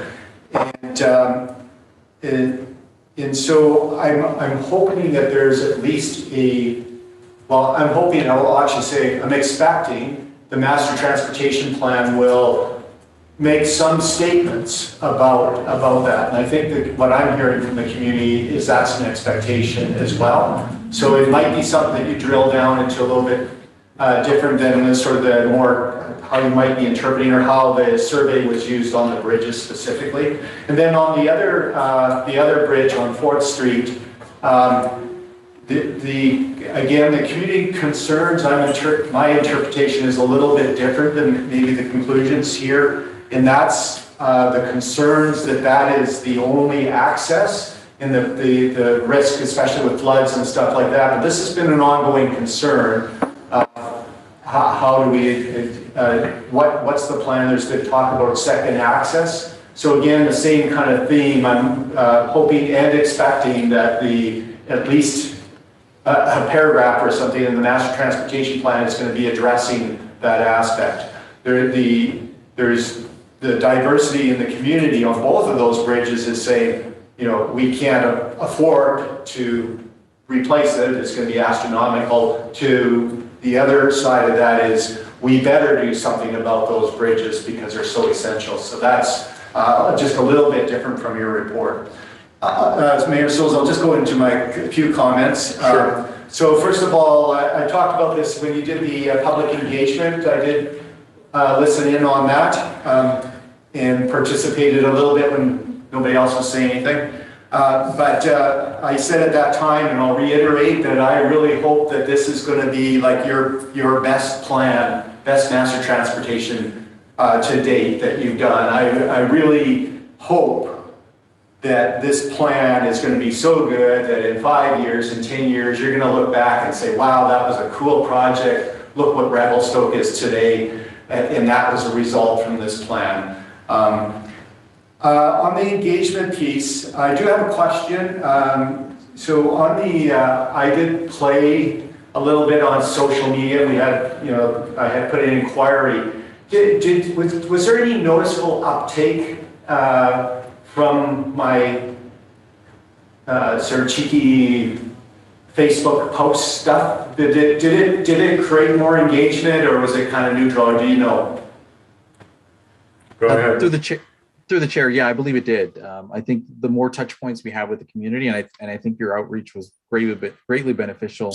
I don't have the numbers to see what the uptick was, but I do believe that there was an uptick. So greatly appreciative of that outreach, which is also why I brought up as well that the more outreach we can do with multiple touch points like that with the community, we know we're going to get more responses as well. Great. And then just further to that, so this, in our COVID world, the digital and the online thing is leaving behind a fairly significant segment of the community that's just not engaged. doesn't mean they're not tech or not on social media, it's just they're not in those realms. And it's a struggle. It's a struggle. Councillor Gillette talked about, neighborhood engagement, and then say, well, how do we make that happen without, delaying and resources and all that kind of thing. One thing I just wonder about, doing a paper survey that's, through the mail system and create the opportunity to drop that off or mail it. I know that's another resource, but it's maybe when we go into that next phase of future needs. So that it's just, that's probably one of the biggest criticisms that I'm kind of hearing of the engagement piece is people not being aware of it. So something to think about. You did refer, going into a different topic, a little bit about policy changes. So I'm kind of curious about learning more about policy change recommendations. I don't know if there's anything right now, but that sort of twigs with me right away. So I'm interested in seeing that. Any comments on those, and then I'll carry on? Or? Sure. Through the chair, absolutely. We're always looking for additional ways that we can engage, and I'll talk to Steve about how we can, look at that in the next stage to see if there's other ways that people can engage besides just the digital market or digital arena. As it comes to policy changes, it's fairly broad. I mean, at this stage, as we start to look at what the key issues are that we identify, and then that becomes sort of the template for starting to create where we might need new policies. So it could be things such as like, a philosophical one. If you can drive a car there, you should be able to walk there, or you should be able to bike there.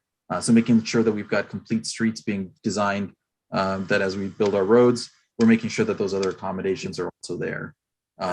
Things like making sure that, if we've got new communities being planned, there's a cycling plan to accompany with it, or a transit strategy to make sure we've got that integrated into that type of a plan. It can be policies like that. It can also be policies around traffic calming. If we start to see issues with congestion or too much shortcutting through neighborhoods, that we've got a plan and a procedure in place to look at how do we address that issue through either physical means or through public awareness or something like that. Okay, thanks. Yeah, it's interesting when you make a comment on the that idea of if you can drive, you should be able to cycle or walk. I think you're seeing that result that Revelstoke is very much, it's pretty even. It's pretty even. We drive, we cycle, and we walk. I walked today from a remote part of this community. Going on, so you talked about the Transportation Master Plan being informed about emerging trends. So now we're going into this next phase. When we visualize what our community looks like, you're talking about this 10, 20 years, what does that look like? And you, I think, hinted at least, if not hit, the idea that we're in very changing times, and how we move is changing very rapidly. So I know some people roll their eyes at me, but 5, 10 years from now, how many of our vehicles are autonomous vehicles? And so as we shift to that, I'm really interested in that. I'm interested, potentially, this is a policy thing, of, can we be the small community leader in creating zones of autonomous vehicles? So because this starts to deal with OCP things and how we're dealing with our tourists, and if that ability of, if we start with corridors going up to the ski hill, for example, as autonomous vehicles, which, you can have the debate, when is that going to happen? It's already happening in the world. So can we move ahead on those kind of concepts? Because we do have other resources through tourism dollars to create that and create a better experience for our tourists and then locals as well. So that's just some ideas as we go into the next phase. Just further to Councillor Elliott's comments about the cart and horse existing system, so I like the approach that you're taking. We have this existing inventory, and then we're gonna go to the future, which maybe you say is, Well, should I'm just have been, looking of for, course. let's dream Yeah. big, let's go to the next level. Yeah, so that's coming up, and I look forward to that. On the existing condition summary, this was brought up after all the sort of engagement, the survey and stuff that we had, the pin tool. I liked the pin tool, I really did. Would have been nice to have had more time. If I had another day, I would have put another 100 things on there. But anyway,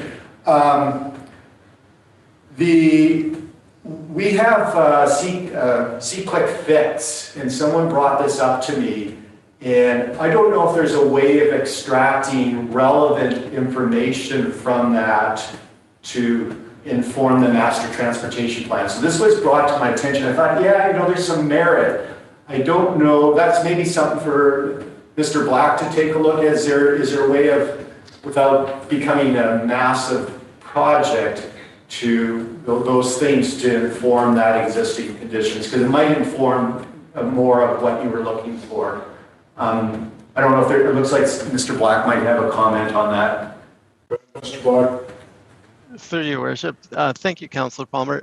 Certainly something we can have a look at and see whether we can extract data out of it for this purpose. It can't take too much time, and as you have stated, and as Council has stated, this is very important for the community. So spending that time to see what we can extract is definitely worth the time. Okay, awesome. I sort of visualize that it might, it's very much like your pin tool. It's just a whole bunch of other stuff. Another point? Yeah, I think I'm just about there. That's it. Thank you very much. Okay. Councillor Elliott? Thank you, Worship. Shelby, we have BC Transit that runs throughout our community that's on empty for most of 95% of the time. We also have two resort shuttle, we have school buses, but regarding the transit, I think we've been kicking ourselves for a long time. We should do something with it. Free transit's been suggested. Do you have any models that do, or any communities that do have offered that service, and any indication of the results? Through your worship, I'd have to check with my transit lead, Graham Masterton, to confirm. I know that he's been involved in a bunch of different types of projects, so there are lots of different models being looked at. Transit is certainly an industry focus right now. I mean, through COVID, it was hit pretty hard in terms of ridership, and we've seen as things have come out of lockdowns and stuff, transit seems to be the one suffering the most in terms of getting people back into buses and other modes of mass transit. It also presents one of the best opportunities because the infrastructure it's already there. You're using a road system that's already in place. It has the ability to take a number of vehicles off the road just by a good implementation strategy. So we're certainly looking at those different opportunities. I'll correspond with my transit lead to kind of figure out what some of the solutions are that we can start to kind of present together.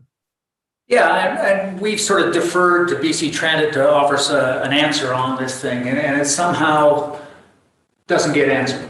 And I'm just wondering, I mean, there's school buses, there's everything Revelstoke, which is a transit system. We've got these various commercial entities that run their vans, or there's got to be a better way. And I just think there's an opportunity to be the leader, be the forward thinker, and say, what can we do this different that showcases a green world ahead? And free transit seems to me like a no-brainer, but anyway, that's just my take.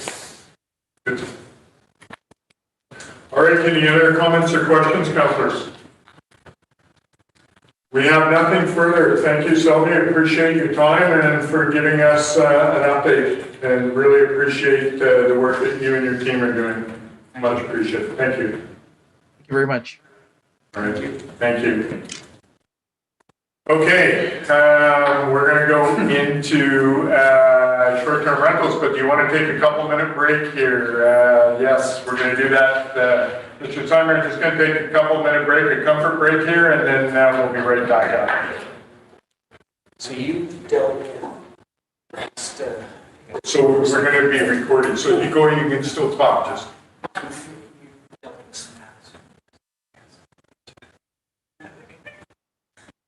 I like that.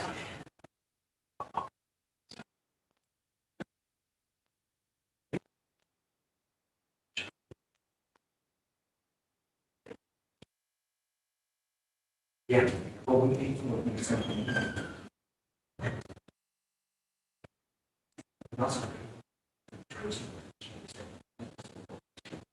I say, and the school board pays their own. And I said, go do better. And they say,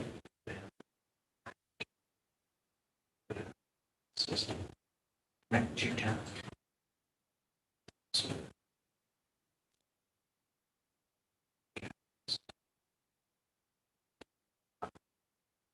How do you get funding for electric?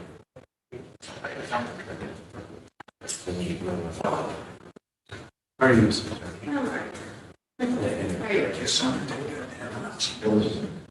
Forgetting that. I know.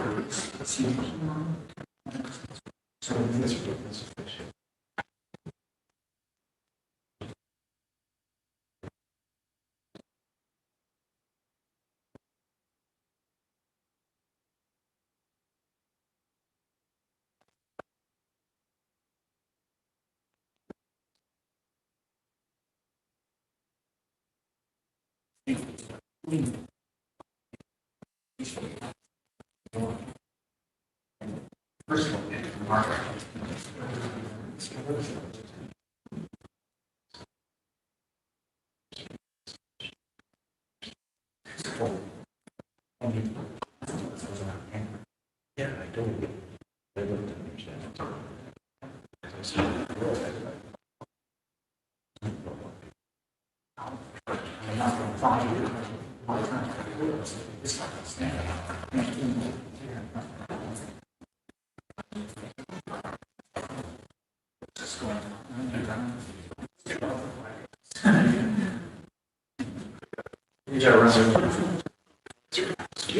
Yeah. I've been banging my head on the right free bus. Oh, here to share your M&Ms? No. No. Not sure. You want some? No. Good, they're almost done. I want to share.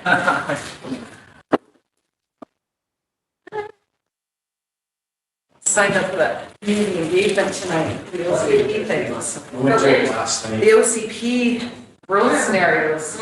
I went to it last night. The virtual one? Yeah. Yeah. So it's normally a repeat of what they did for council on the. I think they were just Yeah. Except for little. Yeah. A lot of it's repeat, Yeah. but it was good, it was good engagement. I could be wrong, but- Tonight. No, I don't think Like, when I was out there, nobody. Something in, so it'll be interesting coming. I'm not gonna go tonight, I thought about it. I've seen the price now, so. Yeah, no, fair. Yeah, yeah. so but Yeah, I was think- just looking forward to an opportunity to go in person. Yeah, See yeah. people for the first time in a long Yeah, time. yeah, so it'd be good, I think So- that'd be really good. Still, people can hear, folks. Still, unless you muted. That's fine. Yeah, we're good. Yeah, everybody that's listening to that cozy Yeah. thing. Well, and hopefully the OCP, like the virtual one last night, the recording gets put up, like they did for the Yeah, presentation one if it's not exactly. ready. Yeah, so, and I think it would be good, yeah, to get very small. Yeah. Be like, chat.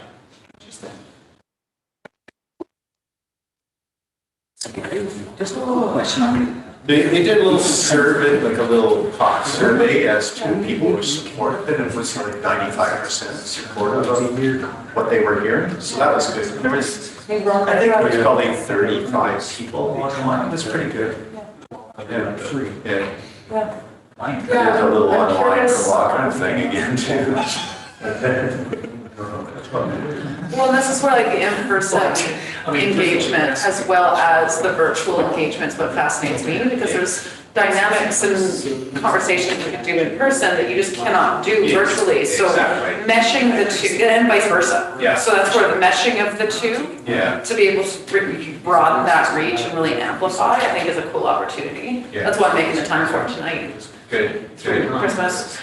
Yeah. Well, their whole process is bigger cities, right? You look at that. So that'll be really good. That doesn't mean that we Yeah, it'd be can't, interesting to see you know, if- can't Yeah, have. let's, I was gonna reach out to you. This master plan, look at this whole thing and see. I was thinking you're in your busy season, so in January probably, yeah, I was thinking about it, yeah. Talk Which about is it. getting soon, like this is almost rough. Yeah, I just Getting returned. excited? Sorry, no, soon. Oh my gosh, I was like, what? Who is doing you? Yeah, no, Christmas is coming. Yeah, Just did that to the library today, so I was thinking, oh yeah, we need to connect with this, and Nicole. Oh, yeah, it's, hair straight back. Yeah. It's coming together well though now. We did a Yeah, no, I think it's last minute important that we upgrade do this that. week that's had some really good impact. Mention the school though, because I do think they spend a fortune on busing as well. Just need to clean it up. I know they had their own. Big yellow bus. Yeah, Better that's, do it messy. you know, in Vancouver, there's no big yellow bugs. Yeah. So, what, I'm a very short window. there's lots of ways. More people get used to it. Yeah, conditioning. Yeah. Sort of. All right, I think we are all back in place. Mike, can you just close the door behind me if you don't mind? And so let's carry on with our discussion paper on zoning amendment bylaw 2295, also known as short-term rentals. Mr. Simon, we'll leave it to you. Thank you. Thank you, Your Worship, and to all of council. Don't have a presentation for you guys today. I mean, the whole intent when we brought this back on November 9th, and council ultimately passed a resolution to rescind second reading of bylaw 2285 respecting short-term rentals and directed staff to go do some more work and bring it back for a discussion at committee of the whole. The whole idea was to bring it back and provide options for council, kind of flush out what we had heard as part of the public hearing process, as part of the council deliberation process, and also provide some options for council to facilitate some meaningful discussion at the meeting today, where we can ultimately get some direction on what the preferred next step is with respect to those options that are presented in the report.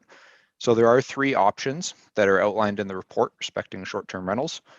First option is, I guess what you would refer to as status quo, kind of pursuing the approach of permanent resident on-site operators within residential areas and allowing short-term rentals scattered throughout the city with a cap of 300 business licenses to be issued, bearing in mind that this would not include any comprehensive development zones such as Mackenzie Village, Revelstoke Mountain Resort, where they are permitted for vacation rental, short-term rental style tourist accommodation.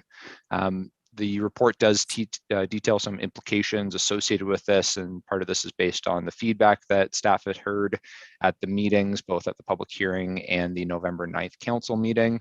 So that's fleshed out in the report for council to discuss today. Option two, again, this is something that was heard at the council table, kind of waiting and seeing what the province is looking to do. UBCM has made recommendations to the province regarding short-term rental regulations and the challenges that they're currently posing for municipalities throughout BC. So one of the options would be kind of to await what the direction from the province may be within 2022 regarding short-term rental regulations that could be coming from the top down at the provincial level. And then option number three would be looking at an alternative approach towards managing short-term rentals within the city. And this would require staff to go back and do a little bit more work and bring forth a report for future council consideration regarding looking at a more geographic spatial-based approach towards where is this use appropriate in the city and how do we put in a framework to allow it within those areas of the city where it makes sense for tourist accommodation. So again, the intent of today's meeting is to allow for discussion at the council table to ultimately provide direction to staff on which option council would like staff to go with. Thank you. All right, good. Thank you. A couple comments and then we're going to go around the table for others to weigh in. So I met with some of the community members that are in the downtown core in the C2 area. And we're talking approximately 75 homes in that area, 15 apartments. A lot of the area is, 100, 120 years old. The zoning bylaw kind of came in around the 1970s. I think something to do with BC assessment, giving it a number and a letter. So hearing from those folks, they definitely gave me some information for some of us to check in what is being done in a couple other communities, but they basically are saying they're comfortable. First of all, they're excited that we had rescinded the second reading last time and give them an opportunity to speak, and they're comfortable with short-term rentals in secondary suites. A lot of places have secondary suites in the area, but if it's owner-occupied, so owner-occupied owning the house and then a secondary suite with a short-term rental or long-term rental seems to work well. And the reason for that is we get down to parking, the availability. And so if we drive down any of our second, third, fourth, that sort of thing, we see so many cars on the street because there isn't the availability of off-street parking because the lots are so small. And so they just brought that to us for information, to give thought that, maybe we want to give some thought to how we deal with areas specifically, let's say C2, do it differently in one area and then tourist accommodation in another area, that sort of thing. And then they mentioned something about instead of a cap, maybe a percentage of our total housing in the community is designated for short-term rentals. So those are just things that I'm bringing to the table for conversation in what I've heard in the last few days from some of the residents. So, Councillor Ryan, you had your hand up. Yeah, I'm curious to ask Mr. Simon if the option 1, is that the proposal that was brought forward at the public hearing? Through your worship, yes, option 1 would be the permanent resident on-site operator approach, which is what the current form of bylaw 2285 ultimately entails. Option 1 would ultimately encompass some minor modifications to that existing bylaw to improve clarity. Based on what we heard from the council meeting, that some of the regulations may be difficult to understand, and we could look at increasing the clarity in some of those regulations, specifically some of them around the permanent resident operator requirement. I would note that the report does detail some implications associated with that approach. The city has recently completed its phase 1 of the housing action plan, and that is one item that's kind of been brought to light, and we want to make sure that there's no unintended consequences associated with the availability of long-term rental housing within the city. Hence why the recommendation in the report is maybe to look at a little bit more specific basis for identifying areas that are suitable and then maintaining some of the residential areas that are existing for permanent resident occupation only, and not permitting tourist accommodation in any form within those areas at this time. Okay, so if I'm understanding, then that's similar to what was brought forward at the public hearing with some minor adjustments to make it more clear. It would then be brought for, like, this would be the shortest timeline approach option, because it's not really redoing any work, the work to clean up the bylaw, but there's no main research required, and then it would go, we'd have another public hearing, and then that's how that would work? Through your worship, the necessity for a new public hearing would be based on whether or not new information is brought into the process. So if new information is brought into the process, then yes, another public hearing would ultimately be required.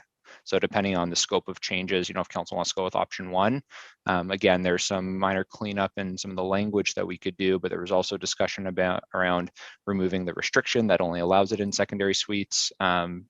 Your worship, you just brought up information related to the C2 zone. So if there's some changes that are a bit more substantive, then that could potentially result in another public hearing. Okay, thank you. Great. Any other councillors and comments?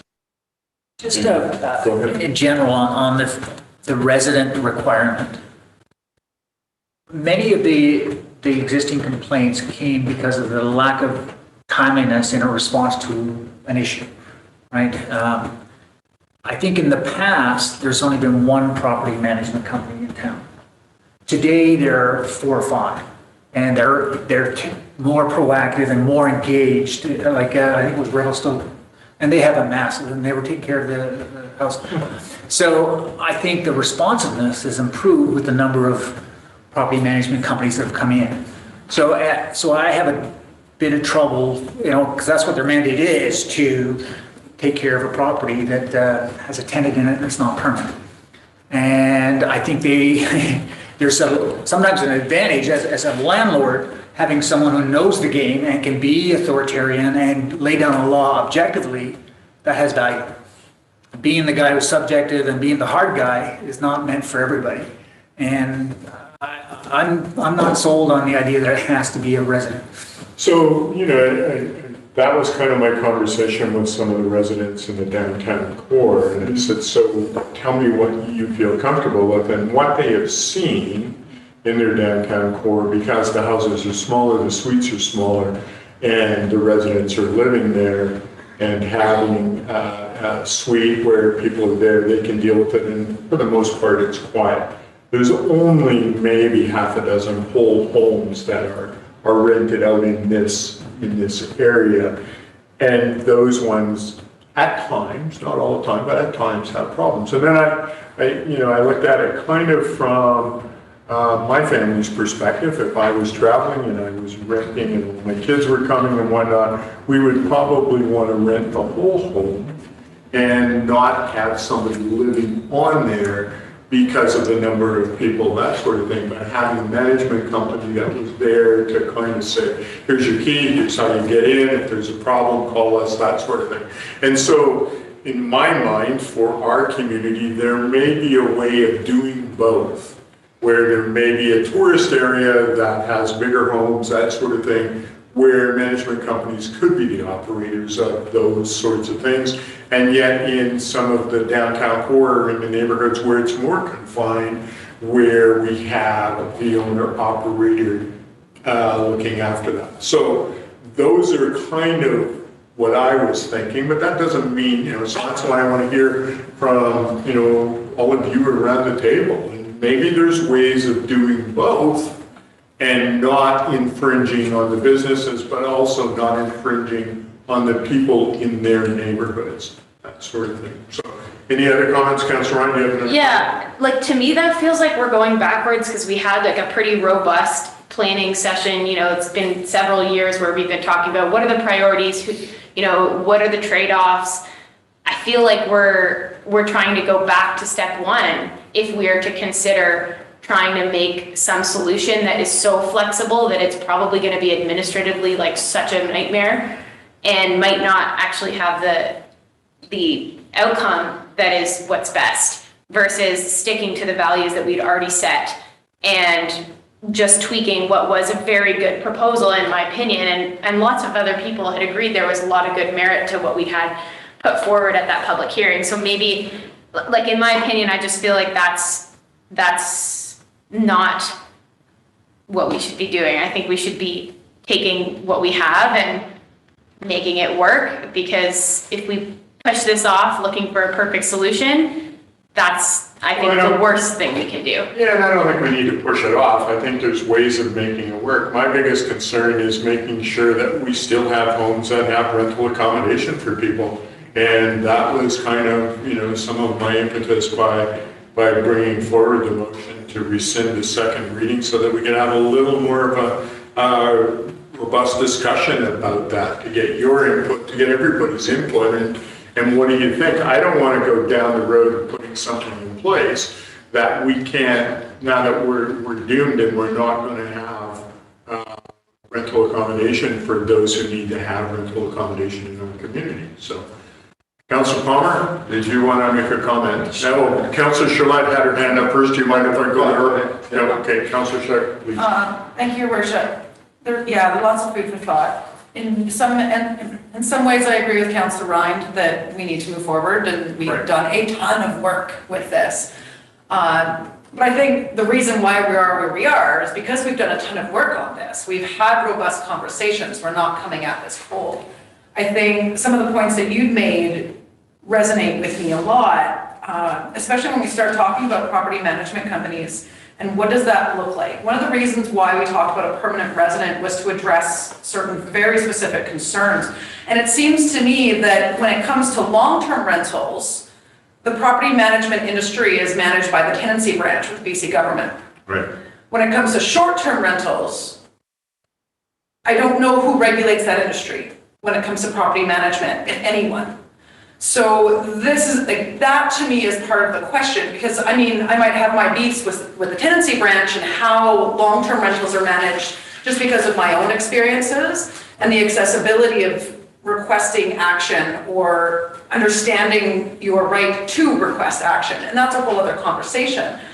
But my experience in that makes me wonder about the short-term rental property management. If we were going to look at what does it mean to have a property management company managing short-term rentals in our community in a responsible way, who can regulate that? So is that something we can set up bylaws or policies or something around the business licensing to have requirements of what that looks like to be a good neighbor? Is that something that might come forward as part of a provincial legislation around short-term rentals? Maybe. But from what I was reading on it, it looks more around data management and tax collection for that equity part to start with, at least. So my question would be is, what opportunities do we have if we were to look at, instead of having a permanent resident, to have property management companies, what do we put in place to make sure those are well run, that we can enforce? Because this seems to me to be the question that we need to ask, is where do we want them? And how are we going to enforce the whole picture? Any comment, Mr. Simon? Through your worship to Councillor Charlotte. I don't think there's a question there, but generally speaking, yeah, I think that those two questions, you know, where do we want them and how are we going to enforce it? You know, from staff side, you know, the direction that council ultimately provides right now, if they want to set up a framework where there's different regulations within different areas of the city, kind of doing it on a zoning basis, that is something that we can most definitely explore through conditions of use within different zones. You know, your worship, you had mentioned the C2 zone might be different than the C1 zone due to the nature of the development form there and the geographic location in proximity to the central business district being the main downtown core. There are tools that we have at our disposal in zoning regulations where we can ultimately determine what regulatory framework is appropriate for different parts within the city, which may differ within the downtown area compared to, you know, adjacent to the resort. I guess one of the things in this report that staff are looking for feedback on is, you know, which approach is council ultimately looking for us to go back and do a bit more work on? Is it the approach that we had presented in Bylaw 2285, or are you looking for some more amendments in there to look at how we can regulate this more specifically within different areas of the city, which would be more reflective of option 3? Great. All right. Thank you. Now, Councillor Palmer, thank you for your patience. Thank you, Mayor Sulz. Thank you, Paul, for the report. Well done. I think thank you for the options and how they've been worded, and for the clarity in those options. Very appreciated. I support option 3, the staff recommendation. And maybe in a moment I'll entertain a motion that the committee will recommend council endorse option 3. So I think that Mr. Simon has encapsulated the concerns the community had. There was a diversity of opinions and conflicting opinions throughout in the public hearing about various issues, and we're trying to balance that. I agree with Councillor Ryan that we need to move forward. Probably disagree on the approach to that, but specifically with option 3. As Mr. Simon has articulated in the report, that this is actually a less administrative burden than option 1, and that it allows us to establish that regulatory enforcement framework on a smaller basis. So this is that net, you know, the net good versus the net harm, and I think there's that was what really was of concern to me. And so by doing it in this more seems logical, where vacation rentals belong, in my view. Others might differ on that, but it's in clear areas where there's already short-term vacation rentals, and so it allows that framework to continue that evolution. It doesn't exclude our ability to look at the other outlying areas in the future. So this is a stepping stone towards that.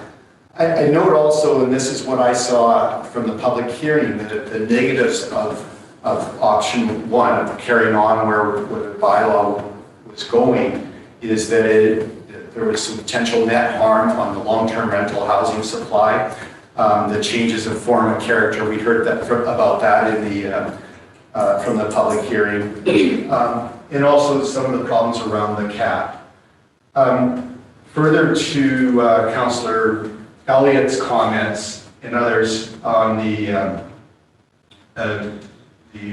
more restrictive aspects of owner on site, because we're doing it in a smaller geographical area, that becomes much lesser of an issue. I think you mentioned that as well, Mayor Sulz, that there's just a few. So, and I support the idea of allowing property management in the smaller capacities. It makes sense to me.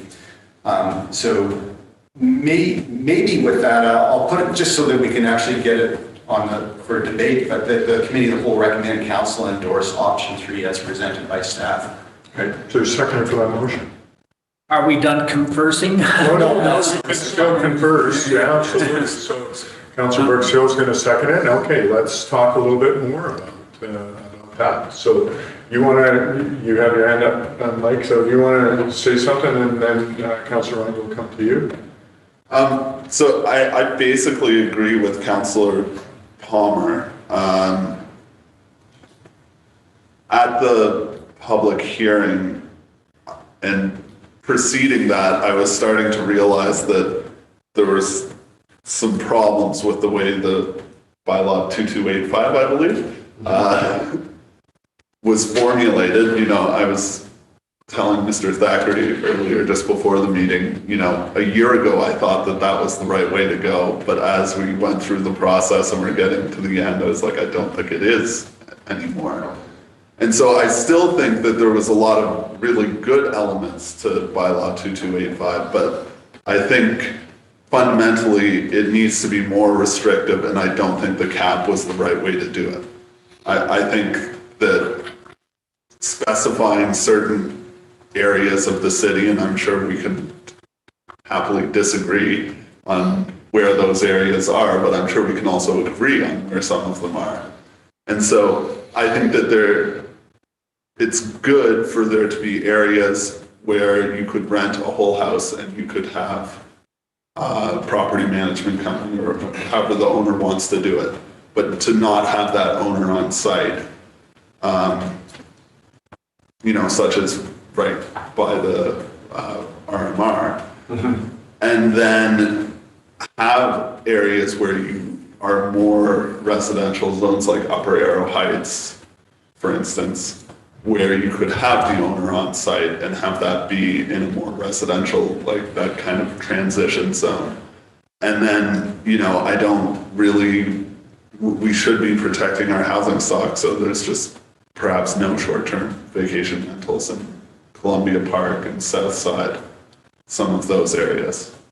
And in terms of, enforcement and the licensing, I think all of that work that's already been done is fundamentally still good and can be applied to this bylaw. Yeah, good. That's my feeling. Councillor Ryan. Hello. I am not in favor of this motion. I think this is such a step backwards. I think the discussion of even having permanent residents not on site in favor of property management companies is so far from where we should be aiming to preserve long-term rentals. I think it's so unequitable to be saying that certain areas can have them and certain areas can't. I think it puts a premium on certain areas, and that is also not an objective. From what we talked about is that at the table is like, who do we want to be benefiting from the tourism and from having vacation rentals? And now all of a sudden you penalize certain areas of the community just because of where they're located, and all of a sudden you've put huge premiums on certain areas and not on others. I I think what we had in front of us, option one, sure, if there's some changes that need to be made, that's a great approach, but at least it gives a clear framework for anybody in any part of a residential neighborhood to know exactly what they need to do to get a vacation rental. It doesn't automatically say, oh yeah, you can't have one. And then if we think about what this is gonna look like, I mean, this is not simple. You're now gonna have to go through area by area, hear from different residents. Do you not think you're gonna get, your inbox is gonna get flooded with people who are saying, you know, I live in this area that you guys are considering not including for vacation rentals, but I've been, you know, banking on this or whatever. Like, it could be terrible. I don't wanna have to do that. I don't think we're gonna see it happen. If that's the choice that we go forward with, I don't think we're gonna see any traction done on vacation rentals in a really long time. I think it's a terrible idea, not in favor. Thanks for your opinion. Councillor Elliott. I agree with Councillor Ryan on the fact that you can't have this division. If they have all the requirements and meet all the stipulations that we outside, you know, if it's too congested, we can say that's not gonna pass as a short-term rental. We clearly define the stipulations, and that should be applicable to wherever it fits, right? I mean, if you've got parking, if you've got the neighbor's consent, and you address complaints, or if you live in the neighborhood, or if it's a basement suite, as long as you can address those requirements, you shouldn't have a neighborhood that's more premium than the next one. So that's an unfair element that we don't want to wander into. I think that applies to the cap as well. I mean, if there's 300 and the new house on the down the block is beyond the 300, but he's planning on a future of affording this monster home, but he can't because the 300 before beat him to it. That's an unfairness element too that he can't absorb. I think there's both things to be addressed. And so, yeah, I don't disagree with any of you on that, but there are maybe ways of dealing with cap, whether it's another way. Mr. Tucker. Yeah, I'm just trying to clarify or understand. To Councillor Elliott, are you saying the cap, you don't want a cap, or are you saying? Oh, I don't want, I think that's it brings an unfairness to living in our town. Okay, so you don't want a cap. I don't want a cap. Okay, understood. And could I ask Councillor Ryan a question? When you're talking about the project, the staff's proposal to deal with sites is to preserve existing family and neighborhoods as they are now, and to keep those as family, secondary suites, garden cottages, or what have you. And this has been our discussion, and Nancy and Paul can jump in any time, but if we designated a commercial area downtown here, if we look at the zoning map, there's almost a natural boundary for short-term rentals. And then everything that's going, there's a lot of homes being built. I guess it's Nick Road is another natural boundary going, I think it's south. That would still provide a significant area to provide for short-term rentals, yet still provide a significant area for long-term people that rent or own in the community. Because without doing that, and I agree with what Councillor Elliott is saying, a cap makes it very difficult, because where do you draw the line? That all our research is strongly suggested that those communities, both in BC and Alberta, that have done this, they want to make sure that there's areas to allow the short-term rentals and areas to allow long-term family, because otherwise, if it isn't designated, what they've found, and even in Whistler, it doesn't work. And so Whistler has gone this route and has decided to go to, correct me if I'm wrong, Paul, but they've gone to use designating areas rather than just letting it open with caps. The other part I would suggest, though, is the first, I can't recommend the first option to council on an enforcement basis. We simply do not have the capacity to do it. And even if we added, or we still would, I do not have any confidence that we'd be able to enforce it in any kind of significant manner, because it created a significant administrative process for us to manage. What was the question? You said you had a question? Yes, a question to you. What were you thinking in terms of, if you're thinking of spatial, what would be acceptable to you?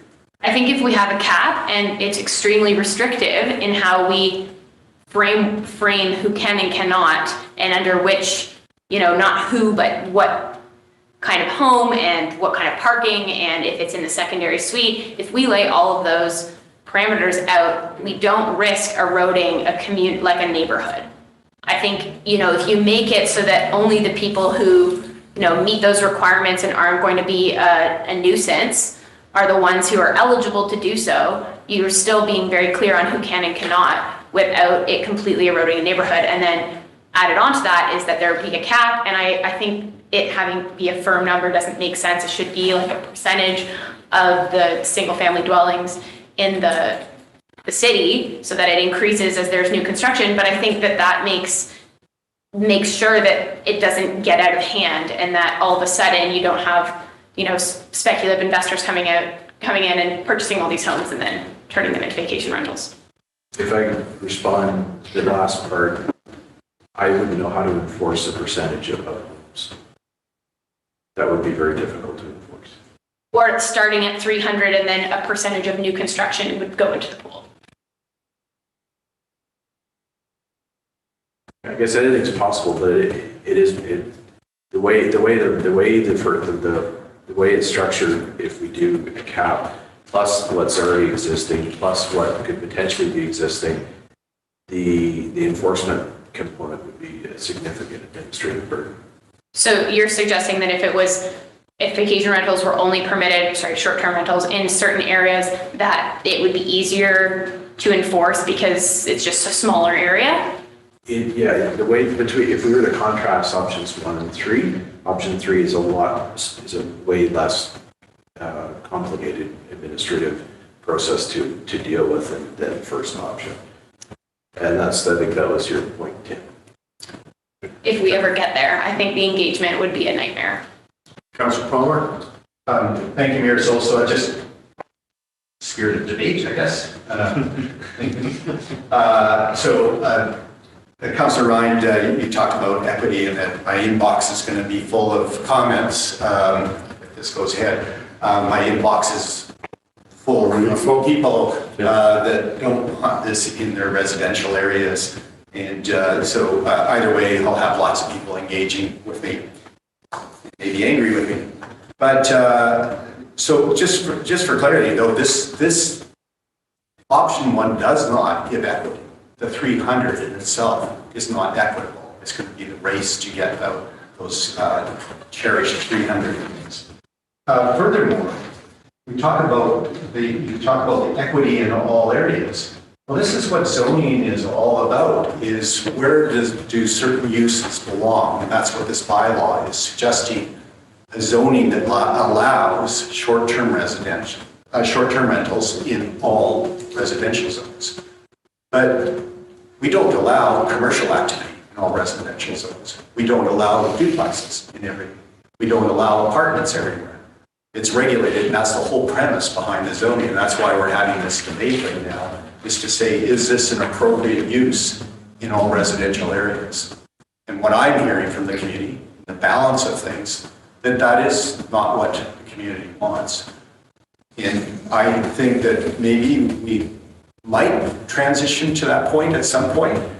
However, other communities, like was pointed out in the report, places like Canmore and Whistler have found that no, they don't want that in every short-term rentals in all areas. And so this is not only a good approach to sort of test where those boundaries are, it's a more prudent and cautious approach. You probably disagree with me, Councillor Rind, on some of those, but that's what I see this as about, and continue to support option 3. Just further on the cap, regardless in any circumstance, I disagree with the trying to give entitlement through zoning and then take that away through licensing. So I'm just fundamentally against the cap. Yeah, that's, I get that. I think that summarizes my points. Thank you, Mayor Sulz. Thank you. Councillor Elliott? There's a reason why it's not uniform. The UBC hasn't come up with a resolution because it's a difficult situation to address. The zoning bylaws that were created were not in an era where we have $100 million home is a starter home, right? We have ways that people are affording to live here now are through these vacation homes. The option is to take them out of the vacation home and put them into long-term tenant. I'm saying, I know I'd rather have someone in there for 3 months than a year invading my and have the same revenue stream. My take with the bylaw we're proposing is that I'm saying you can do it, and your value of your home is 3 times or $300,000 more than mine just because of the line. You're in the zone and I'm not. So it's a tricky game we're playing right now. Councillor Shuswap and then Councillor Brooks and then Councillor. Thank you, Worship. And yeah, it's complicated and there's some huge implications here. I think I disagree with you on this idea that everyone deserves to have that vacation home, that $1 million home, and the right to be able to put a short-term rental into that home to increase the value. I don't see the idea of a lot of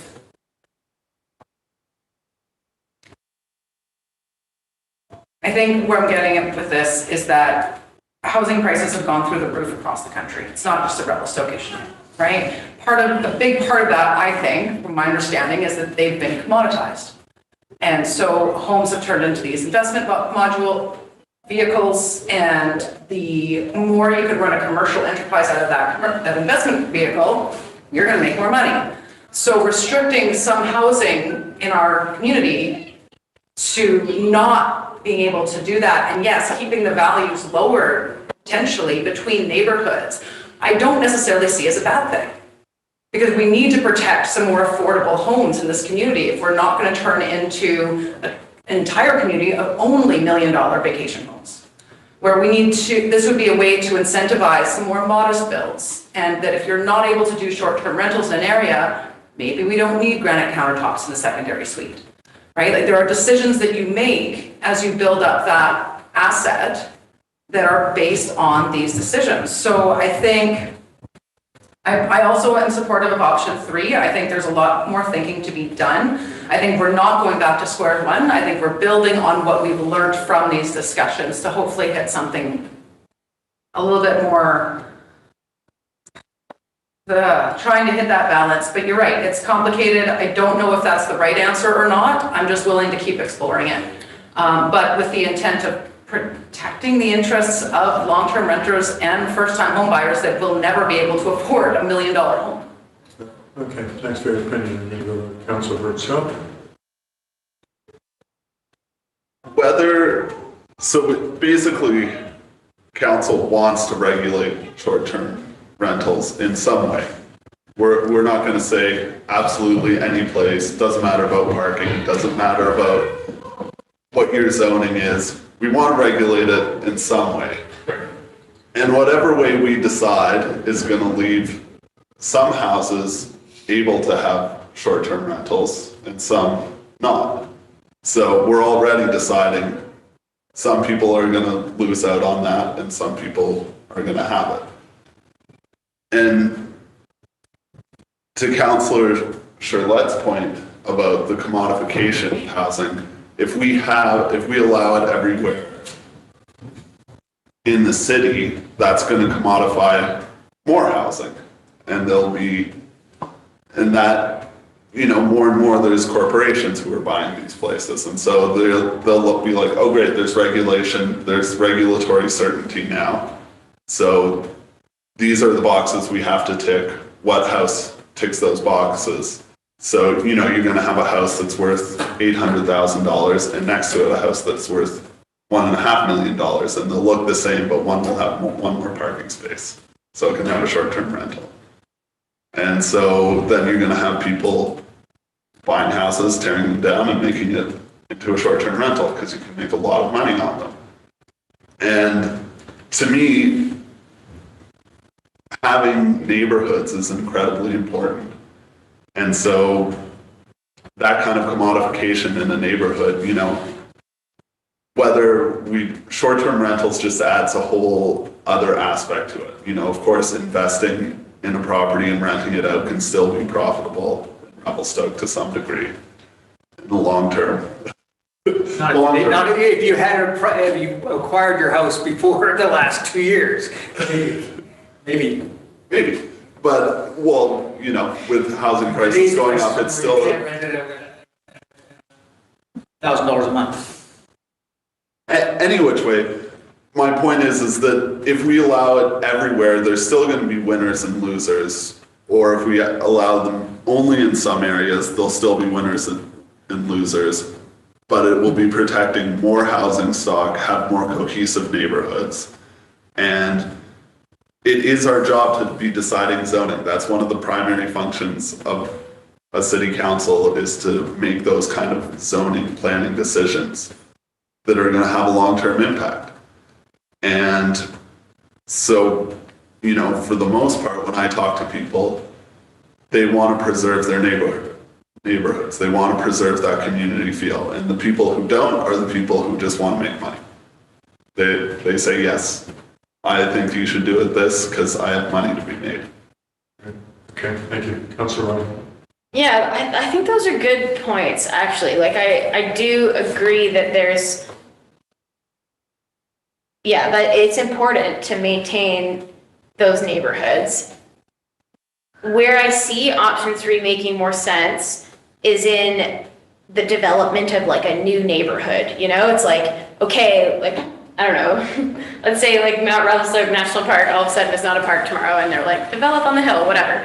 And so there's a new development. Sure, like that to me makes sense, that like there would be these sort of black and white rules around it. But we're dealing with existing people who for 6 years have not heard anybody on council talk about restricting it to an area. And I think we're about to open a can of worms that we are not equipped to deal with. And that I think it's going to do more damage if we don't move forward with what I think was a very good proposal, especially if we cap it and then say, okay, listen, like we're going to do option 1 for all existing homes, and then going forward, you know, if we want to get fancy with new areas and how they get developed in CD zones, that's when we can look at option 3. But I think it's a huge step backwards to do anything else. Okay, thank you for your comment. Councillor Elliott and Councillor Palmer. I think I've said before, people are looking at short-term housing, this bylaw, to solve our housing concerns. This is only part. We have done nothing, absolutely nothing, to encourage an apartment building being built in our town. So what does it take to make some active measures, take active steps to build an apartment? To me, those are quicker and less impactful on the entire community than short-term rentals. Okay.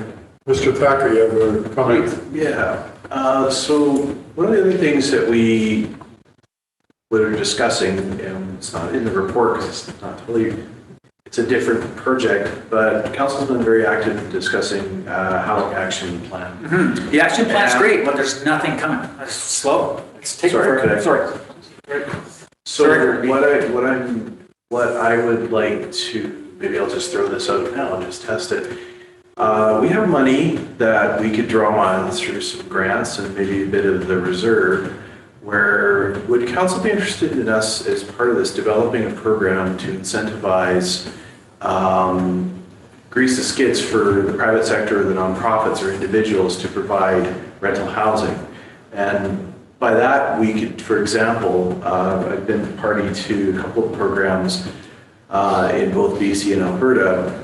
We could provide anywhere from $5,000 to $20,000, $25,000 a door grants based on conditions to either existing secondary suites that are perhaps illegal or short-term, they could bring them up to code, and or incentivizing, you know, other groups to bring in affordable housing, whether it's like, you know, some form of small micro tiny homes, or multifamily type of developments, There's CMHC money on top of that that can be applied for by either private sector, not-for-profits, or individuals. And that would create a relative, you could do 250, 300,000 a year for 5 years.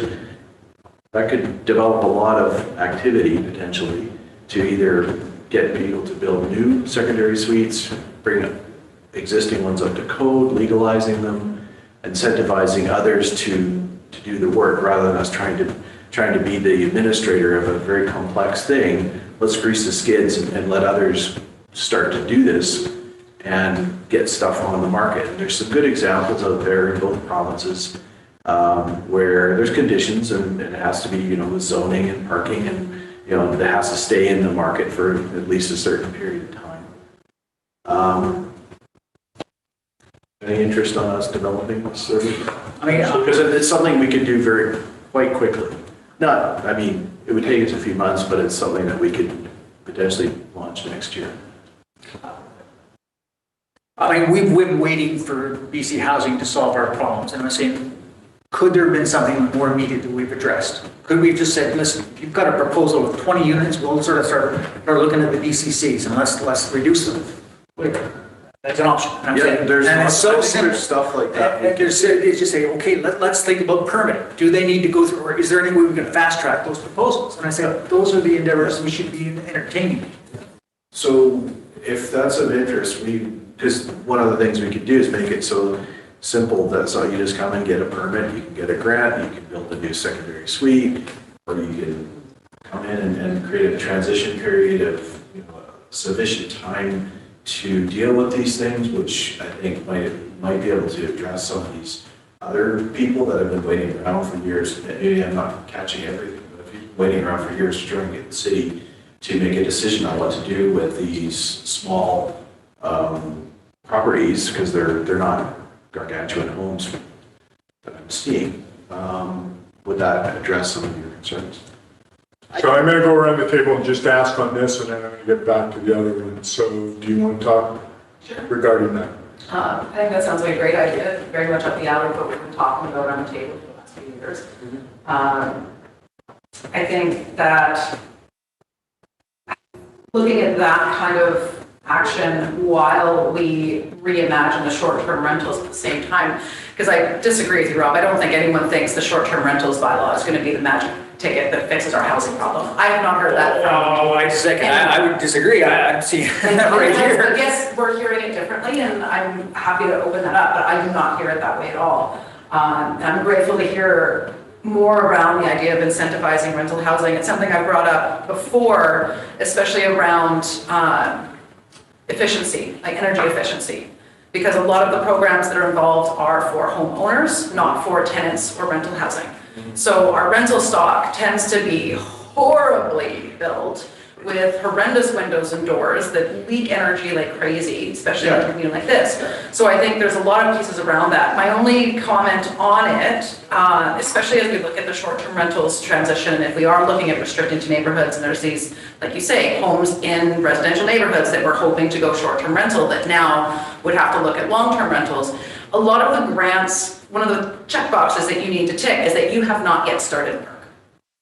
And I would be curious as to any incentivizes or grants that could be flexible enough to also look at including existing work or work that has already been done. Yeah, that's what I'm thinking, is there's some people who've done stuff, or partially done stuff. And it doesn't meet all the stuff, but the building inspector, then it just becomes a simple thing. Oh, got everything, you've done out everything to put it in properly, it's a building inspection.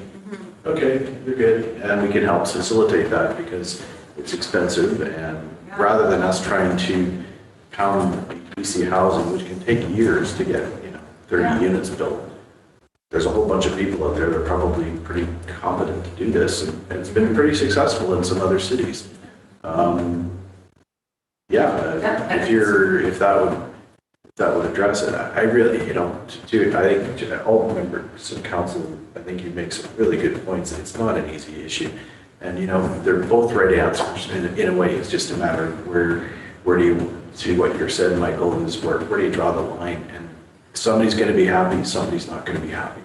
Because even myself, I go like, well, okay, what could I do? Because I'm looking at looking at taking a lot. And what am I gonna do to have that helper? You know, employ my kid to go change sheets? Maybe not, but you know, in all seriousness, it's a tough issue. No question about it. Okay, anyone else want to talk to what Mr. Thackeray's brought forward? Councilor Brooksville. I think it sounds great. You know, devils in the details, but broadly it sounds great. I think we could do it. Yeah. Okay. And to Councillor Elliott's point, I don't think a lot of people think addressing short-term rentals is going to solve the housing problem. But I think if we did the wrong thing, a lot of people feel we could make it the problem a lot worse. You know, I think it's just been a matter of enforcement. If there's a complaint, you address it. You address it professionally, and you get some resolution. So that if you run afoul of this thing, there's consequences. You won't get your license. We haven't done that. You know, and that's maybe the issue, is that define what's right and enforce it. And say, and if it's too far, we've allowed too much, rein it back in. But as soon as the municipality starts meddling in the market, I think we're stepping into a realm that we don't know, or it's very inefficient.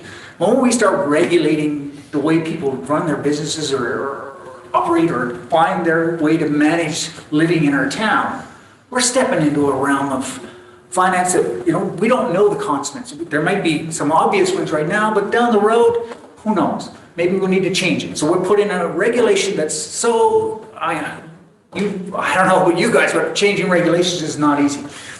And I just wonder if we're meddling too much. Councilor Paul. Thank you, Mayor Sulz. I'll just make a comment on our tangent. I am supportive of the CAO's suggestions. They're very supportive of those ideas and look forward to that discussion. And just for clarity, going back to the short-term rental and the resolution on the table right now, that this is about short-term rentals. It is not in any shape or form addressing our long-term rental concerns. And then just the final, to get rid of the long-term thing, about two more points. One, that just the interrelationship between long-term and short-term is the complexity, and this is why this discussion is difficult and why we tend to go on tangents. And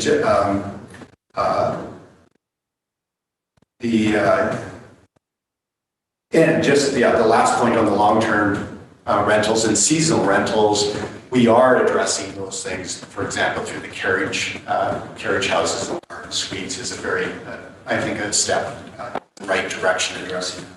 Getting back to the motion on the table, it's hard to remember, going way back here when I was on the queue. So first of all, to Councillor Charlotte, you made a bunch of comments there, and I was thinking, wow, I think I 100% agree with all those comments. Sort of regarding the commoditation of homes in what's happening in the world, and some of those other comments. So I found that interesting, and I think I'm supporting option 3 for many of the same reasons. Just on the option 3, further to Councillor Ryan, I think was on, there's still this problem of it, and it's a leftover problem from the spot zoning. And in the staff report, talks about, okay, we still got an issue there, so that still has to be addressed, and possibly outside that, because the spot zoning capability still exists. This change of zoning, that still exists. The potential, I'm not saying we're going to go there. And then addressing those places that maybe are getting close to being legal non-conforming vacation rentals, because we've been aware of them for such a long time. I think these are some of those unintended consequences that need to be addressed. And so I'm definitely not shutting down those existing operations but that is also a hard discussion. But getting back to the issue at the table is, I think option 3 is a good, a cautious, but also a good approach of getting, moving the short-term rental issue ahead and getting something done that is going to have at least an incremental net benefit rather than a potential net harm and creating other problems. Good. That's my comments. Thanks. All right, thank you. Appreciate that. And you know, you're bringing up the spot zoning and in conversation with community members. And so, talking about spot zoning in some of those places that were spot zoned by previous council and are no longer being used as short-term rentals.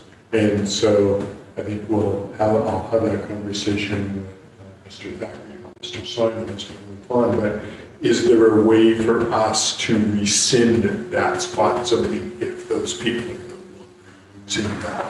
And that's, that's a big conversation and not around the table at this point, but I'm just bringing that up so that all of you hear what I'm hearing, sort of thing. And I don't know if it's possible or not possible, or legal or not legal, and that's the crux that we get into. So, any further comments on the motion that's on the table? Councillor Elder. So regarding Mr. Thackeray's comment on finding ways to increase the overall rental stock, 100% behind it. And it's a long time coming. Okay. We should have taken that first step. So if you can find a way, or I can suggest some ways, but and I'm sure each of you can come up with some of it, let's find a way to increase our rental stock. Short-term might be part of the conversation, but right now let's just increase the supply of the non-entities that are potential to be included. So that I'm 100% behind. Good. All right. Just maybe one more question. On the proposal for 1, are we saying secondary suites are the only ones that we can put into the short-term fund? Go back to it. Any comments on that, Mr. Simon? On option? Through your worship, if council wanted to pursue option 1 and make an addition in the resolution to remove the restriction for secondary suites that currently exists within bylaw 2285, that would be a decision for council to make. Because I'm not pro that component. I would say if we have it well taken care of, or someone's answering the phone, if there's a complaint, then you can rent your main residence or the secondary. It doesn't really matter. Okay. All right. So, Councillor Palmer, do you have another comment before I ask the question? Yeah. So, just for clarity, this is the motion is on endorsing, recommending council endorse option 3. Correct. This is not a conversation on option 1. If this gets defeated, we go option 1. We're going to probably be here for another hour. So, Councillor Ryan is proposing option 1. I am proposing option 1, so I'll be voting against this. All right. And I think if we don't, I think that's a huge mistake, and I will be very upset, but that's and we appreciate it. just me. All right, so I'm going to call the question. So it is on option 3. We've got a mover, a seconder. We've had debate. So now option 3, does that include principal and secondary? Which one is stipulated as the main? But we're going way back to the beginning if we vote on option 3. Even if they say we're not, we have to. So Option 3 says it's just for secondary suites. So Any comment, Mr. Simon?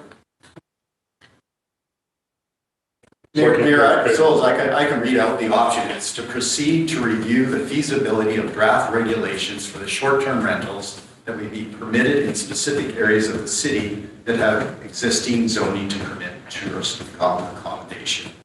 That's the motion. That's the recommended motion from staff. And the premise was that these were secondary suites only. Our whole conversation about short-term rentals to this point has been secondary suites. No.